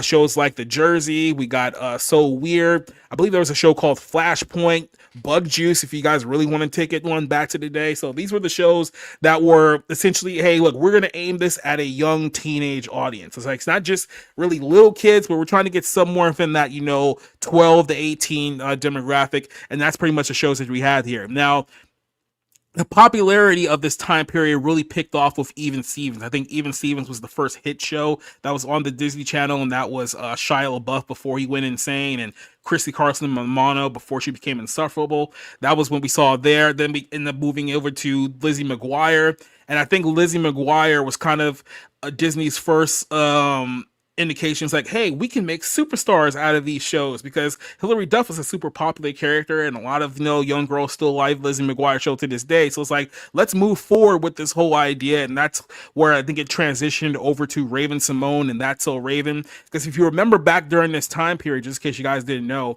there was a rule that they had instituted very, very early on. It was called a 65 episode rule, which means that no matter how popular the show was, you can only do 65 episodes, which is essentially 3 seasons of the show, and then you had to end it. You had to pull the plug there. And that's how the Disney Channel shows used to run. When That's So Raven came on, they got rid of that rule entirely. I think that was the first Disney Channel show to go above 100 episodes. And then all the ones that came after, when they just went completely off the walls. I think, if I'm not mistaken, the longest running show on Disney Channel was a show that just ended not too long ago called Bunked, and that was a show they did for 7 seasons and well over 100 episodes. Now I don't know how many people actually watched that show. It kind of falls off the rails after the first couple of seasons, if I'm being completely objective here, but that's a whole other conversation. But this is the era of Disney that led up to, I like to say, it was the time period before it became as commercialized as it is now. So before we get into kind of our discussion about some of these shows, because I do plan on showing you guys one of these shows here based on our discussion, but I'm gonna start here with Big Mets. Do you remember the Zoog era of Disney? And if you do, what was your favorite show from that era? What did you like the most about it? So I liked the Jersey the most. And I was a big sports fan, and they just kept jumping into sports players. And now, whenever I watch anything from the Jersey, I remember that episode where he became Steve Young, and Steve Young became a right-handed quarterback. And I will never forgive them for that. But no, so that was probably my favorite. I also had a huge crush on Hilary Duff, so I watched Lizzie McGuire all the time. And then I also had a crush on the girl from Even Stevens, who was he was. I was gonna say which one, because there was a couple. The friend of Shia LaBeouf's character. Oh, what's her name? Tawny. Who? Yeah, she played. Tawny. What's her name? It's like Margot Harshman was the name of the actress who played there. Yeah, I liked both of them, so I watched all of those. And then you mentioned The Famous Jet Jackson. I actually watched that show a lot. That was probably one of my favorites too. But most of the time for Zoog, I spent all my time online playing the games they had on the Zoog Disney website, and I would just spend all day playing video games on that. But yeah. So real quick, the way that I started watching Disney is by the time we got to the late 90s, I was pretty much done with Nickelodeon. I didn't really care as much anymore, because I had found out that I obviously didn't know this as a kid watching the shows, but the shows that I really liked from Nickelodeon were all back in the early part of the 90s. So it was Wild and Crazy Kids, Arcade, Global Guts, those type of shows. Those were already pretty much off the air. At that point, I didn't realize it. So I just kept watching Nickelodeon, realizing I was all the shows that I actually liked, they don't show here anymore. So it's I want to sit here and watch season 5 of all that and stuff, 'cause that's pretty much all they had. And the Amanda Show, I guess, if you really liked the Amanda Show back then. But so I was like, okay, so where do I go here from this? It's oh, okay, Disney Channel, they got some shows that are interesting. And my show that I fell in love with was the show called So Weird. And it was a show about a 14-year-old girl named Fiona, who basically they brought to life a whole bunch of stories of mythology and stuff like that. So you would have stories of vampires and elves and werewolves and ghosts and demons and all this stuff. And then years later, I found out that apparently the creator of that show wanted to take the show much more darker direction than the network wanted to allow. So the girl who played Fiona in the first 2 seasons of that show, she ended up leaving the show after the 3rd season, and the writer ended up leaving the show because here's what they wanted to do. The storyline is that, Fiona's dad died, passed away, and he supposedly had a lot of similar powers that she had when it comes to like the paranormal. Well, it turns out that somehow his soul was tricked into going into hell, and then what they were going to do in the 3rd episode is that she was going to go down to hell to save her father from the demons who had trapped him there. And apparently the executives at Disney were like, we are not doing that for a show that is aimed for 11 to 14-year-olds. Like, So you're looking for Buffy. That's 2 doors down, buddy. Yeah, so they were like, absolutely not. So because the executive at Disney wouldn't budge, essentially what happened was that the writer and the lead star left the show. They brought in Alex Johnson, who, if you remember Alex Johnson, she also had a show on Teen Nick that was called Instastar. So that was kind of like her thing, like in the later 2000s.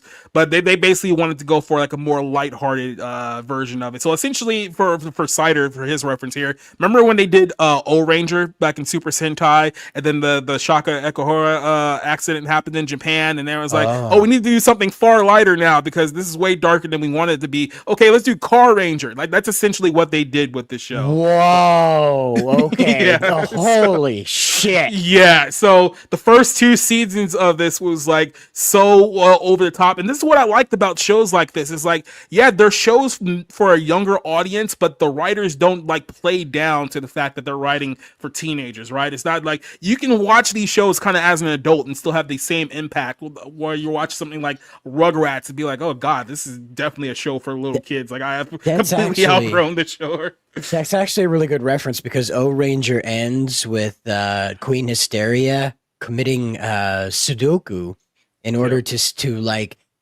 convince the O-Rangers that her infant son is not a threat to them and let him live. Okay, instead of slaughtering a child. This is a children's television show. This is aimed at like 8 to 14-year-olds in Japan. Okay, they're even younger than that. And the funny part is that had there not been a massive gas attack led by a cult in Japan that came out the same year that O-Ranger came out, they probably would have gotten away with it. Well, yeah. Well, it's one of those things. It's crazy because Car Ranger comes around and it's like it's the one that Turbo is based off of, where they were baking Power Rangers into pizzas.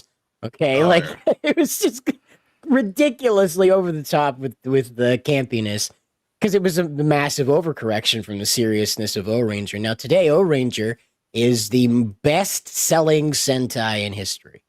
So there you go. To this day, yeah. So if you want to go back just real quick, and I'll let Nerdigans get a talk on this too, just to show you just what a different world we were at the time that this came out. This was one of the like Express Yourself type commercials that they did for Disney Channel. This is 2001. Now this is around the time of 9/11, but imagine being in the world where this type of content made it to the Disney Channel on air. Everywhere you go, there's nationalism. Every single state. I love driving down the road and seeing flags outside of people's houses. I love it. It makes me feel really, really proud to live here. I think it's necessary to be proud of your country. Everyone is flying the American flag, and the American flag stands for everything that we stand for as Americans. Everyone around the country is appreciating freedom a lot more. We're all American now, you know? That is so beautiful. I love it. I've never felt that unity before, to walk around and look at a stranger and say, hey, you know what? You know, give him a thumbs up and get a thumbs up back. Whatever connects us is what patriotism is about.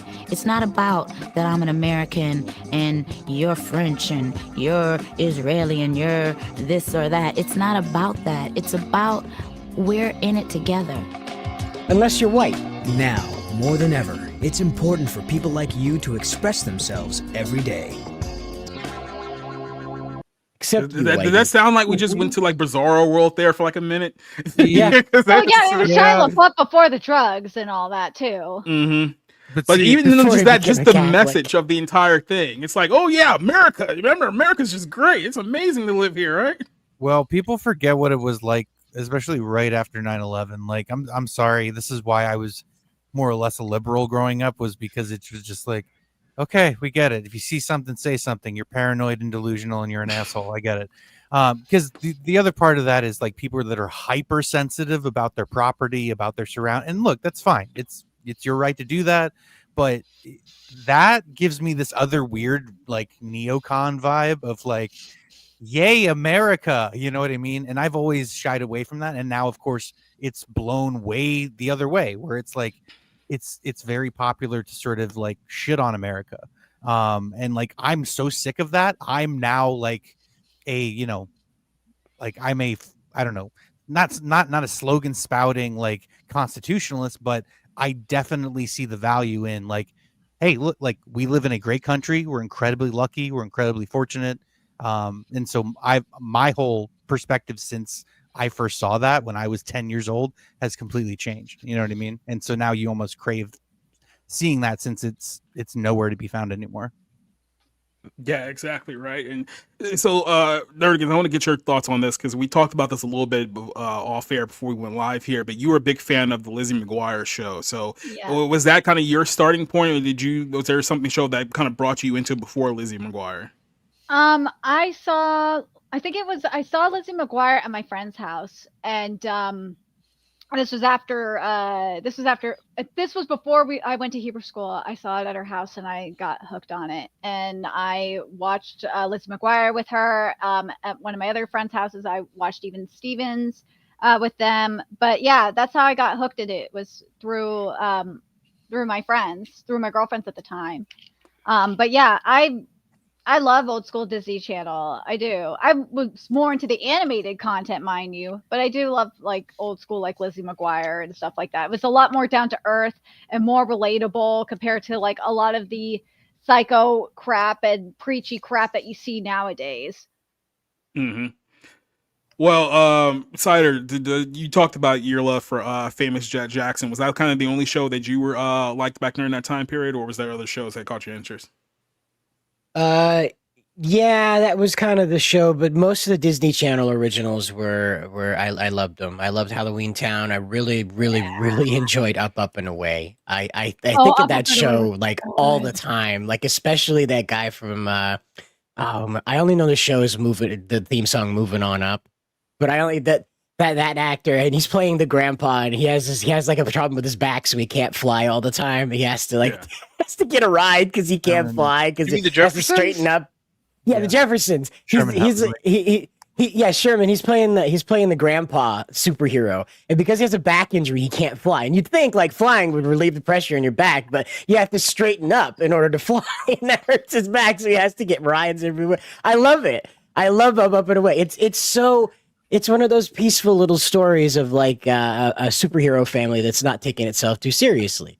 We're not getting the Nolan dun dun dun dun. My family's dead. You know, it just comes down to a guy. He's got like booster cables tied around him in a warehouse. That's as serious as it gets.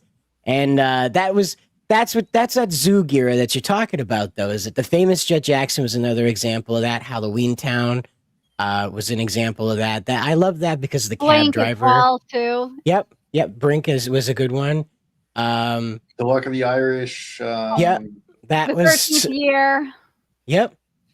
And didn't they had another spooky one, but yeah. Oh, Twitches, you mean? Yeah.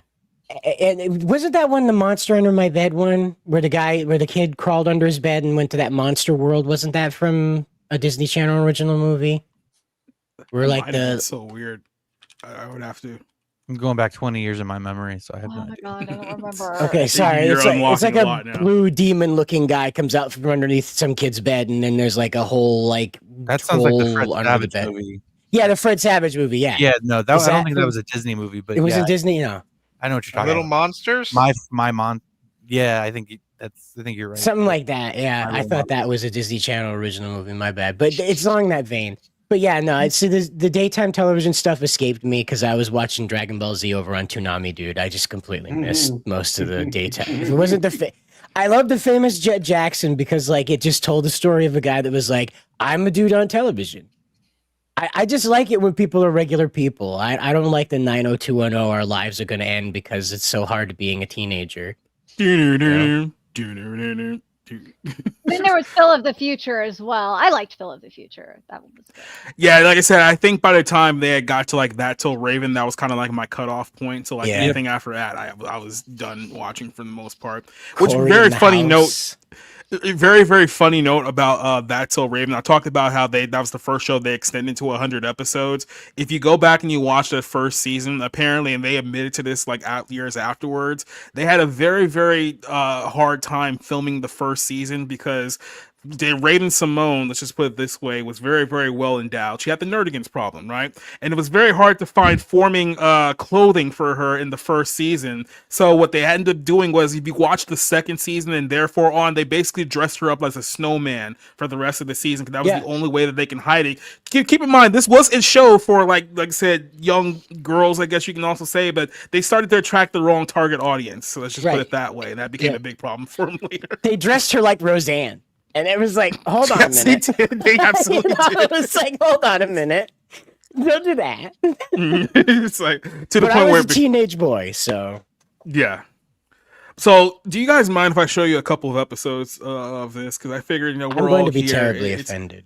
It's Friday night after Thanksgiving. We could probably use something to clear our minds with here. So I have an episode of the So Weird, and I also have an episode of Even Stevens. You guys mind if we watch it here together? Okay. Sure, let's go.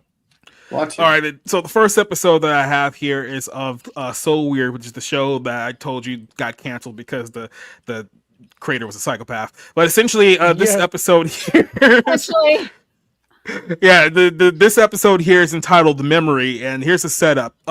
Just in case you guys don't know, Fiona obviously has paranormal abilities where she can like see things that other people like can't, basically. But her family is a traveling musician. So her mother is a singer. She has like a band and a bunch of roadies in the family that all travel with her. So they go all around, from state to state on the bus, and a lot of weird things happen. In this episode, they happen to hit up a town where it just so happens that everyone can't remember what they did the day before, and no one seems to know why all their memories are so bad. And this gets into the story here called Memory. So I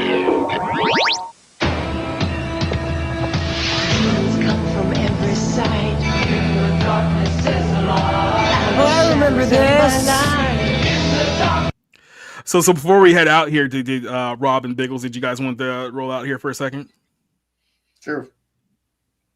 All right, well, I'll just go ahead and give Bigglesworth the floor here, just real quick. Hi, everyone. I'm Biggles. I'm leaving. But you can find me, if you want to see me more, at youtube.com/BigglesBets. I talk about anime stuff and play video games. So that's it. All right. Thanks for joining us, Biggles. And then, Rob, you're single-handedly the whole reason why we're here tonight. So what you got to be working on? Yeah, not a whole lot. Just getting more movies watched. I saw The Apprentice Saturday night, Terrifier 3 today. So I'm just kind of checking some stuff off. Different Man, another Sebastian Stan movie. I guess he's been busy. By the way, I think he is a dark horse candidate potentially for Best Actor for Donald Trump. I know that sounds insane. The Apprentice wasn't terrible. It just didn't say a whole lot. Felt like it was trying to drum up a important thing and just couldn't really get there. So, but yeah, just that you can follow me over my Twitter. I talk about movies. I talk about betting probably on football more than I should, but that's been fun. So, but we're wrapping up the movie year here, and that so I'll be posting a lot more about the best and unfortunately the worst of the year here pretty soon. So just follow me over there. By the way, we're also going to do the most mid films of 2024 as well. So those are the ones that are perfectly in the middle, not good nor bad. So that's another one you can make a list of. I don't know if we're actually going to do like a straight up list or we'll just talk about movies that are like 2.5 to 3 out of 5s. But we'll make Arthur something the out King, of it. which is a movie I thought I would hate, but actually wasn't terrible. But also just Which wasn't one? great either. So. Arthur the King, one? the Mark Wahlberg. Yeah, the Mark Wahlberg movie. Yeah. The Marky Mark. Yep. Thanks for joining us here. And like I said, we'll get back to this episode of So funny thing about this show, if you recall, Disney Plus, it took them years to put this on the Disney Plus app because it was one of those shows where they turn weren't the volume down on the YouTube video by a little bit, just a little bit. Okay, Yes, now this I was- can hear you. Yeah, the problem was that on some of these they're a little bit low because they were recorded. So I was like, I wanted to get one you guys can actually hear, but obviously I didn't want to overshadow. But essentially, the what happened here is that it was one of those shows where they weren't really sure how much they actually had the rights to. This is why you don't see the jersey on Disney Plus, because in order for them to have it on there, they would have to make like a royalties deal with all the sports teams that they use for the show, and they're not going to cough up that money. So that's why you don't see it on Disney Plus. That happened 10 years ago, but not what we had for dinner last night. Scientists say they may be able to help us recover lost memories. So I'm pretty sure Rick knows that's Mackenzie Phillips. Yeah, she played the mother on the show. Oh, well, the only thing I know about Mackenzie Phillips was that she was on, what was that, One Day at a Time, where my mom hated that show because she kept calling it the show where the mom has the affair with the plumber. I don't think that's what actually happened on the show, but I never actually. What do you mean $5? Yeah, after this show went off the air, about a decade later, Mackenzie Phillips, remember, had a infamous story where she admitted to a 10-year sexual relationship with her father, who also was marred in drug abuse and other arrests too. So well, I mean, he was dead by the time she said that.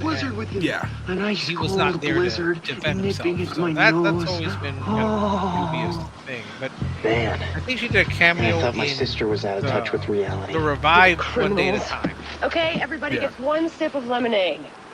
Where's your sister? She's in her room. Melting. I'll take this back to her. You want some peanuts? Yeah. All I want is to dive into the hotel pool that's waiting for us in Tulsa. Well, apparently we're not staying in Tulsa anymore. What? Your mom called. She said she's booked us into this little town about 20 miles this side of the city. Why would you do that? You're playing in Tulsa. I know. It just feels like that characters like this don't even exist anymore in today's media. You know what I mean? It's all supposed to be irony. It's got a pool. I'm not complaining. What is there in Tulsa? I'm thirsty, man. Nothing against people in Tulsa. I'm sure they're nice people. Yeah, Tulsa doesn't have no history, especially in this country at all. Okay, took a while. That's the only thing that happened in American history.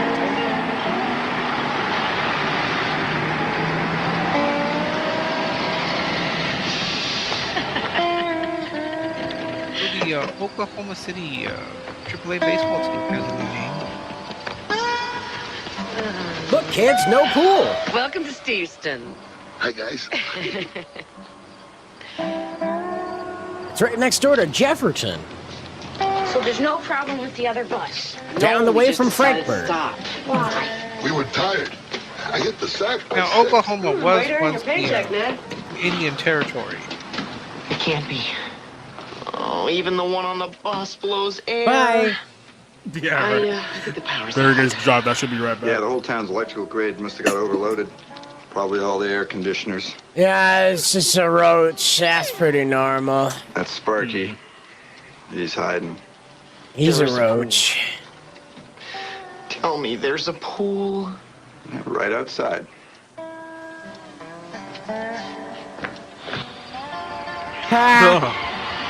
Pool man should have been by last night. That looks like various Guess I need skin to have a bacteria. chat with his parole officer. I'm sorry, honey. Well, putting this rustic splendor aside, the band needs to get in a rehearsal. I'm just not sure how we're going to do that without power.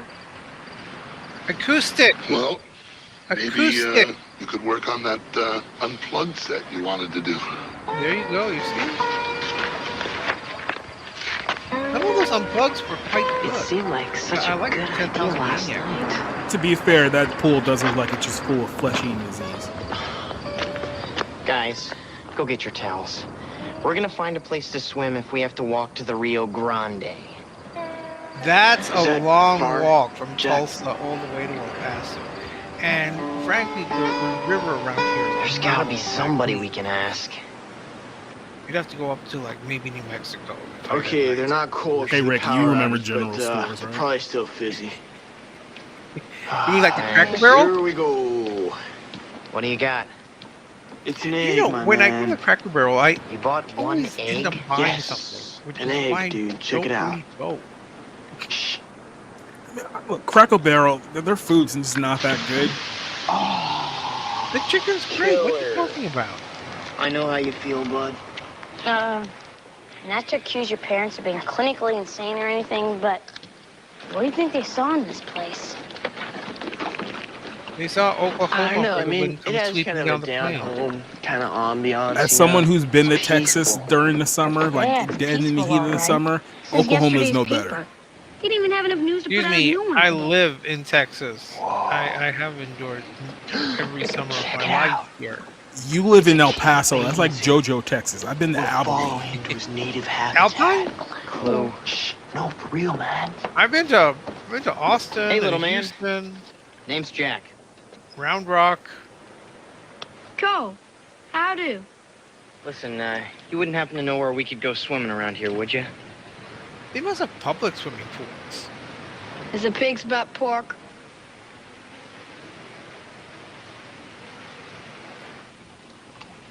They built it for the rec center, and it's huge. I'm talking big.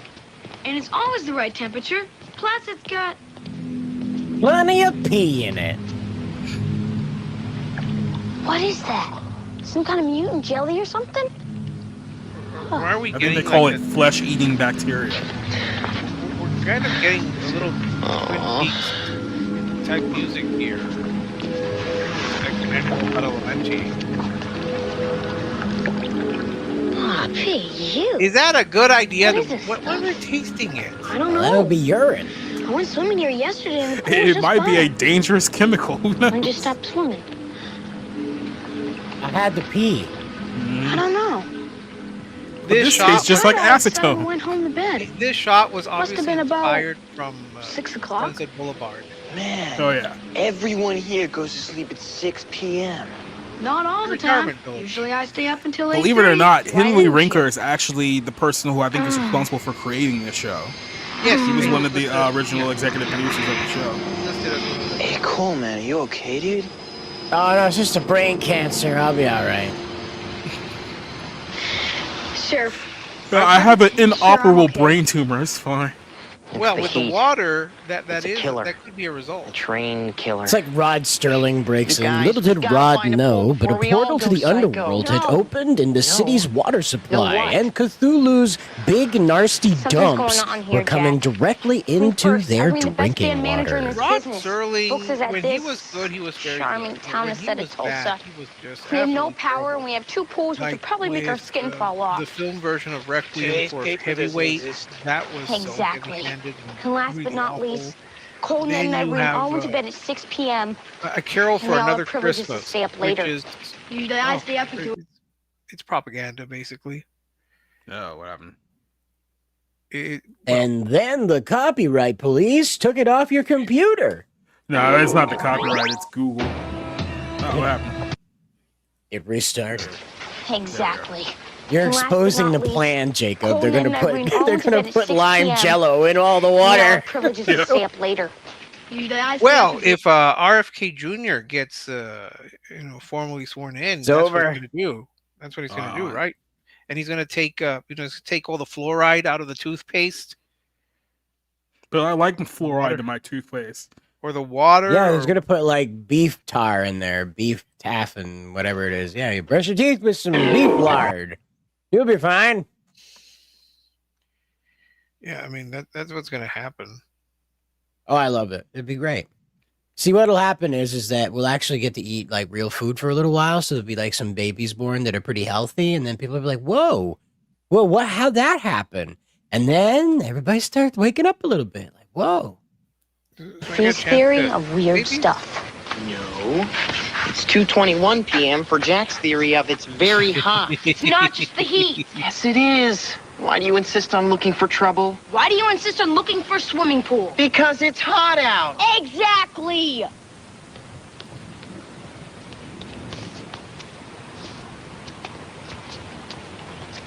Exactly. Okay, you guys, come on. We've got to at least try. I know, Why I know. are you it's hot. indoors doing It's yucky this? and it's hot. but just close your eyes. Come on. Can't play Close instruments your eyes. outdoors. Imagine we're in a nice Bald bongo cool guy. rehearsal hall with plenty of traveling amps. band of Ready? You there? people would be complete without bald My bongo deodorant's guy. wearing off. This is ridiculous. Okay, how about a nice slow one? We'll mention your hotel on stage during the concert. We'll clean our own gonna rooms. drive out. Oh no, are they going to drive out to Tulsa? We'll to clean do the other concert? people's rooms. We can't leave now. Don't listen to that loon. The heat's making her batty. We'll go anywhere. Well, so far, you've got nothing to worry about, because nobody will take us. Irene, what's the last thing you remember about yesterday? Fiona! Sweetheart, I don't have time for this right now. What about you, Ned? Oh, I don't know. We stopped here at the motel to use the phone because you guys had the cellular. I went out back, and then, like I said, I got tired. I zonked out the minute I hit the pillow. I woke up this morning feeling really refreshed. So you don't remember anything about yesterday? Brushing your teeth? Shutting off the light? Pulling up your covers? Anything? No. My blood sugar's getting really low. I gotta go have a beer. Wait. I'm having non-flashbacks now. Thanks, kid. Well, I mean, we don't know that this could be a dry county. Yeah, that's why the 10-year-olds having withdrawals, right, Rick? It's a dry county. Oh, you okay? Oh man, he looks ready to pass out. I didn't have my I'll go natty get some daddy water. for breakfast, so sorry, guys. Sorry, guys. I'm on a nicotine kick. They did something to us. What's going on there in India? They gave us fluoride. No problem. Feel better, Cole. We'll come check on you later. You'll never see him Not again. really. Okay, I think we can all admit that something really weird happened last night. Maybe even criminal. Fee, come on, Irene. You're not afraid of anything. All you gotta do is think hard. Really hard. Fee, I told you before, not now. Stop thinking. Try to gaslight your grandma into like, committing a felony. What about you, That's Ned? great. It's the name of justice, Graham. Do you remember anything when we went to go use the phone? Hold on, I'll reach out to Professor Xavier.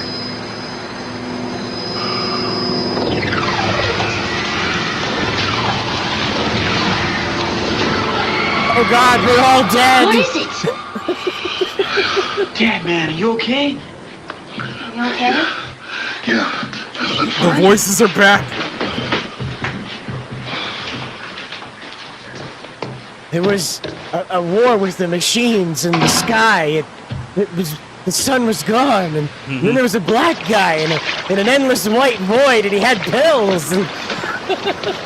I saw the rider on the white horse, Charlie. Should have this puppy cleaned up in no woke up in a time. ditch missing Hour my tops. kidney. We fill it back up, and we'll be back in business. It's not just the heat, Jack. People are getting sick when they try to piece together what happened. No. They try to pee. People are getting sick when you try to piece together what happened. So you're saying it's my fault? Yes. Yes.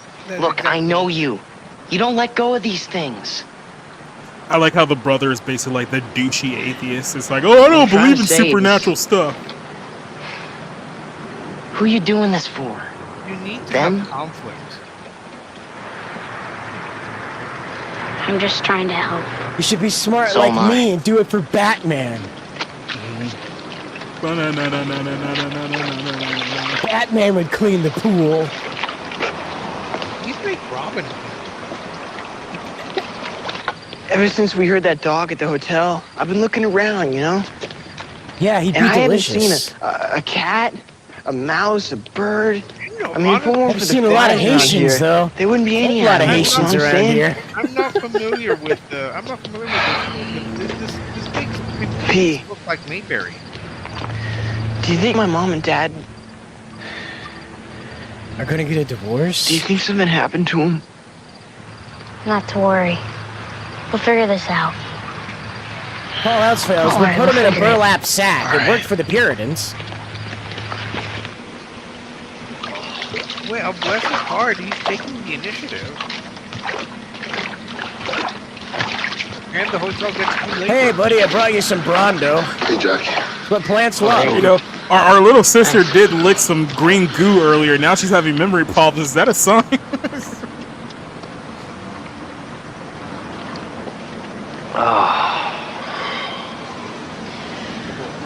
So, how you feeling? You know, better. Thanks. I don't know what happened last night. I'm sure it's no big deal. I just got tired, you know? People get tired. I don't think there's anything strange about it. Just staring at the bushes too long. It happens to everybody. What's this? That's a dead body, son. You ever see one of I have those? no Saw idea. quite a few of them in Nam. And there's actually probably a few of them in Rio Grande. Hi, Mrs. Mackin. What's smacking, Miss Mackin? We wanted You to know looking how good, Paul's Miss doing. Mackin? He's fine. He's resting. Can we see him? No. No, he's We dead. can't. I tell you, he Get out from dead. under there.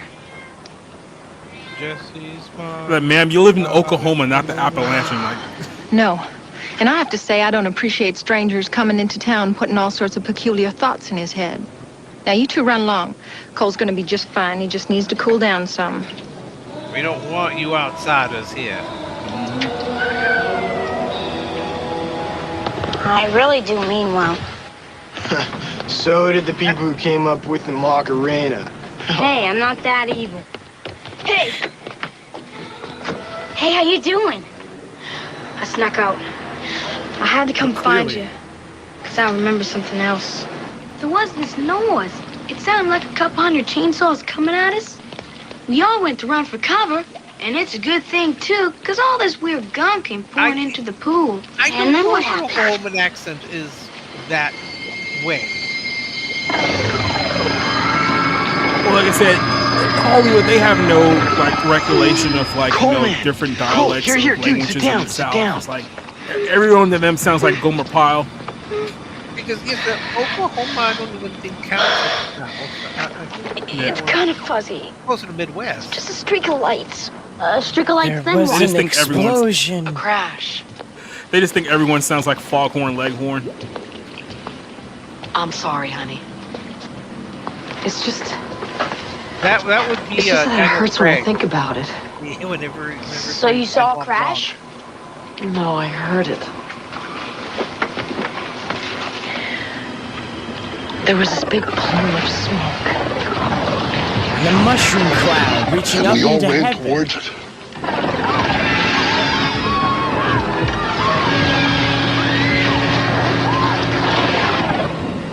There was somebody in there. In the smoke.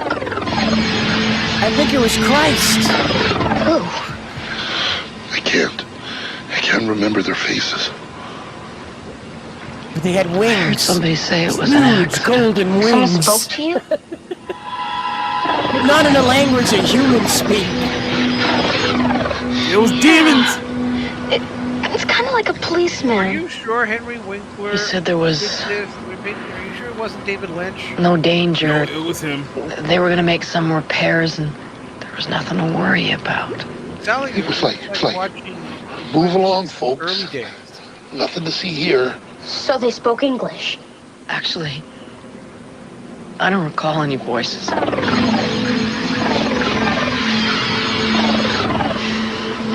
Actually, they spoke German. It's all right. All sorts of things just come in. Am I going crazy? No. We all saw it. We all saw Hitler. something. We all What saw happened Hitler. next? That's right. Hitler. That's who we saw. And Not it's aliens. springtime for Hitler. Yeah, it's springtime for Hitler. That's why the pool's clogged.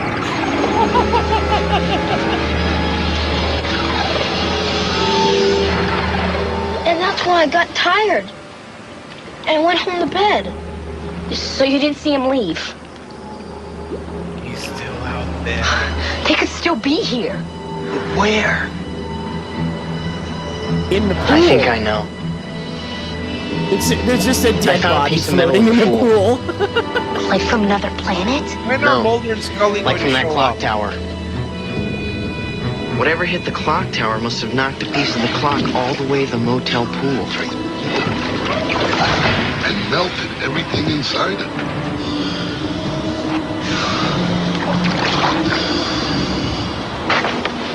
Okay, so if it hit that clock tower, then whatever it was must have landed Somewhere over there. Yes. Let's go. Come on, Mom, Dad.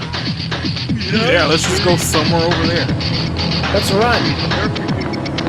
Because whatever it is, it's clearly not going to be there when we get there. It's been there for weeks, but clearly it's not going to be there when we get there.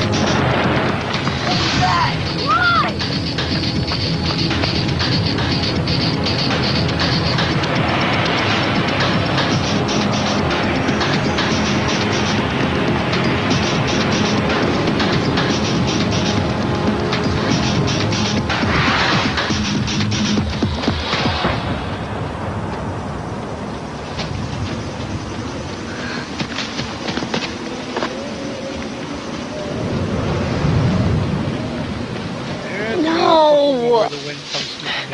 What hit this place? Something hot.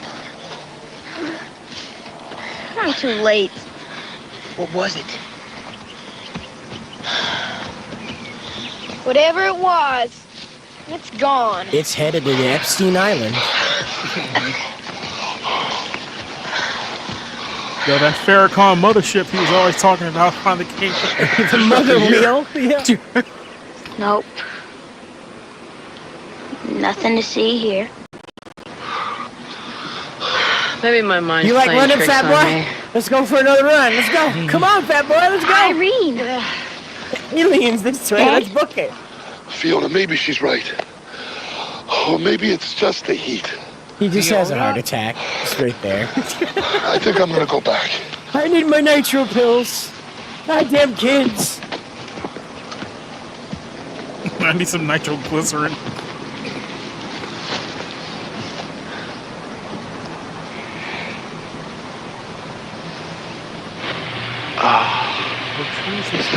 Hey, so we don't know exactly what happened, huh? You know something did. I mean, we can't just leave here without telling everybody that something incredibly amazing happened that they just don't remember. Can we? A chemical spill. Can we? Like East Palestine. You ever tried telling a grown up something that you don't want to hear? We don't talk about that here on I don't know YouTube. about the It was ones in the amazing. neck of the woods. The ones around here. It's like that. don't It's take like that time for alien that. event that happened in Miami last year. We just don't talk about it anymore. We're still talking about that stuff. there The 12-foot is tall option Nephilim B. that showed up on an escalator that? portal. Every police, opened up a hole in reality. every police unit in Miami showed up to one location, and no one found out anything that happened. Not a damn thing happened there either. Not a damn thing. Killer job, Jackman. Let's go! Yeah. Wow! I guess we no longer care about the mystery. Hey, sis. This is great audio capture. Audio guys.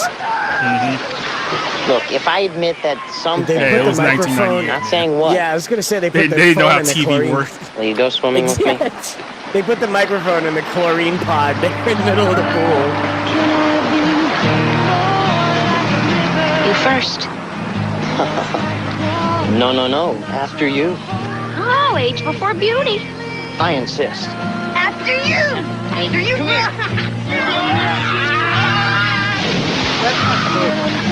And then Fiona woke up in her Matrix pod, realizing the machines had lied to her for her entire life.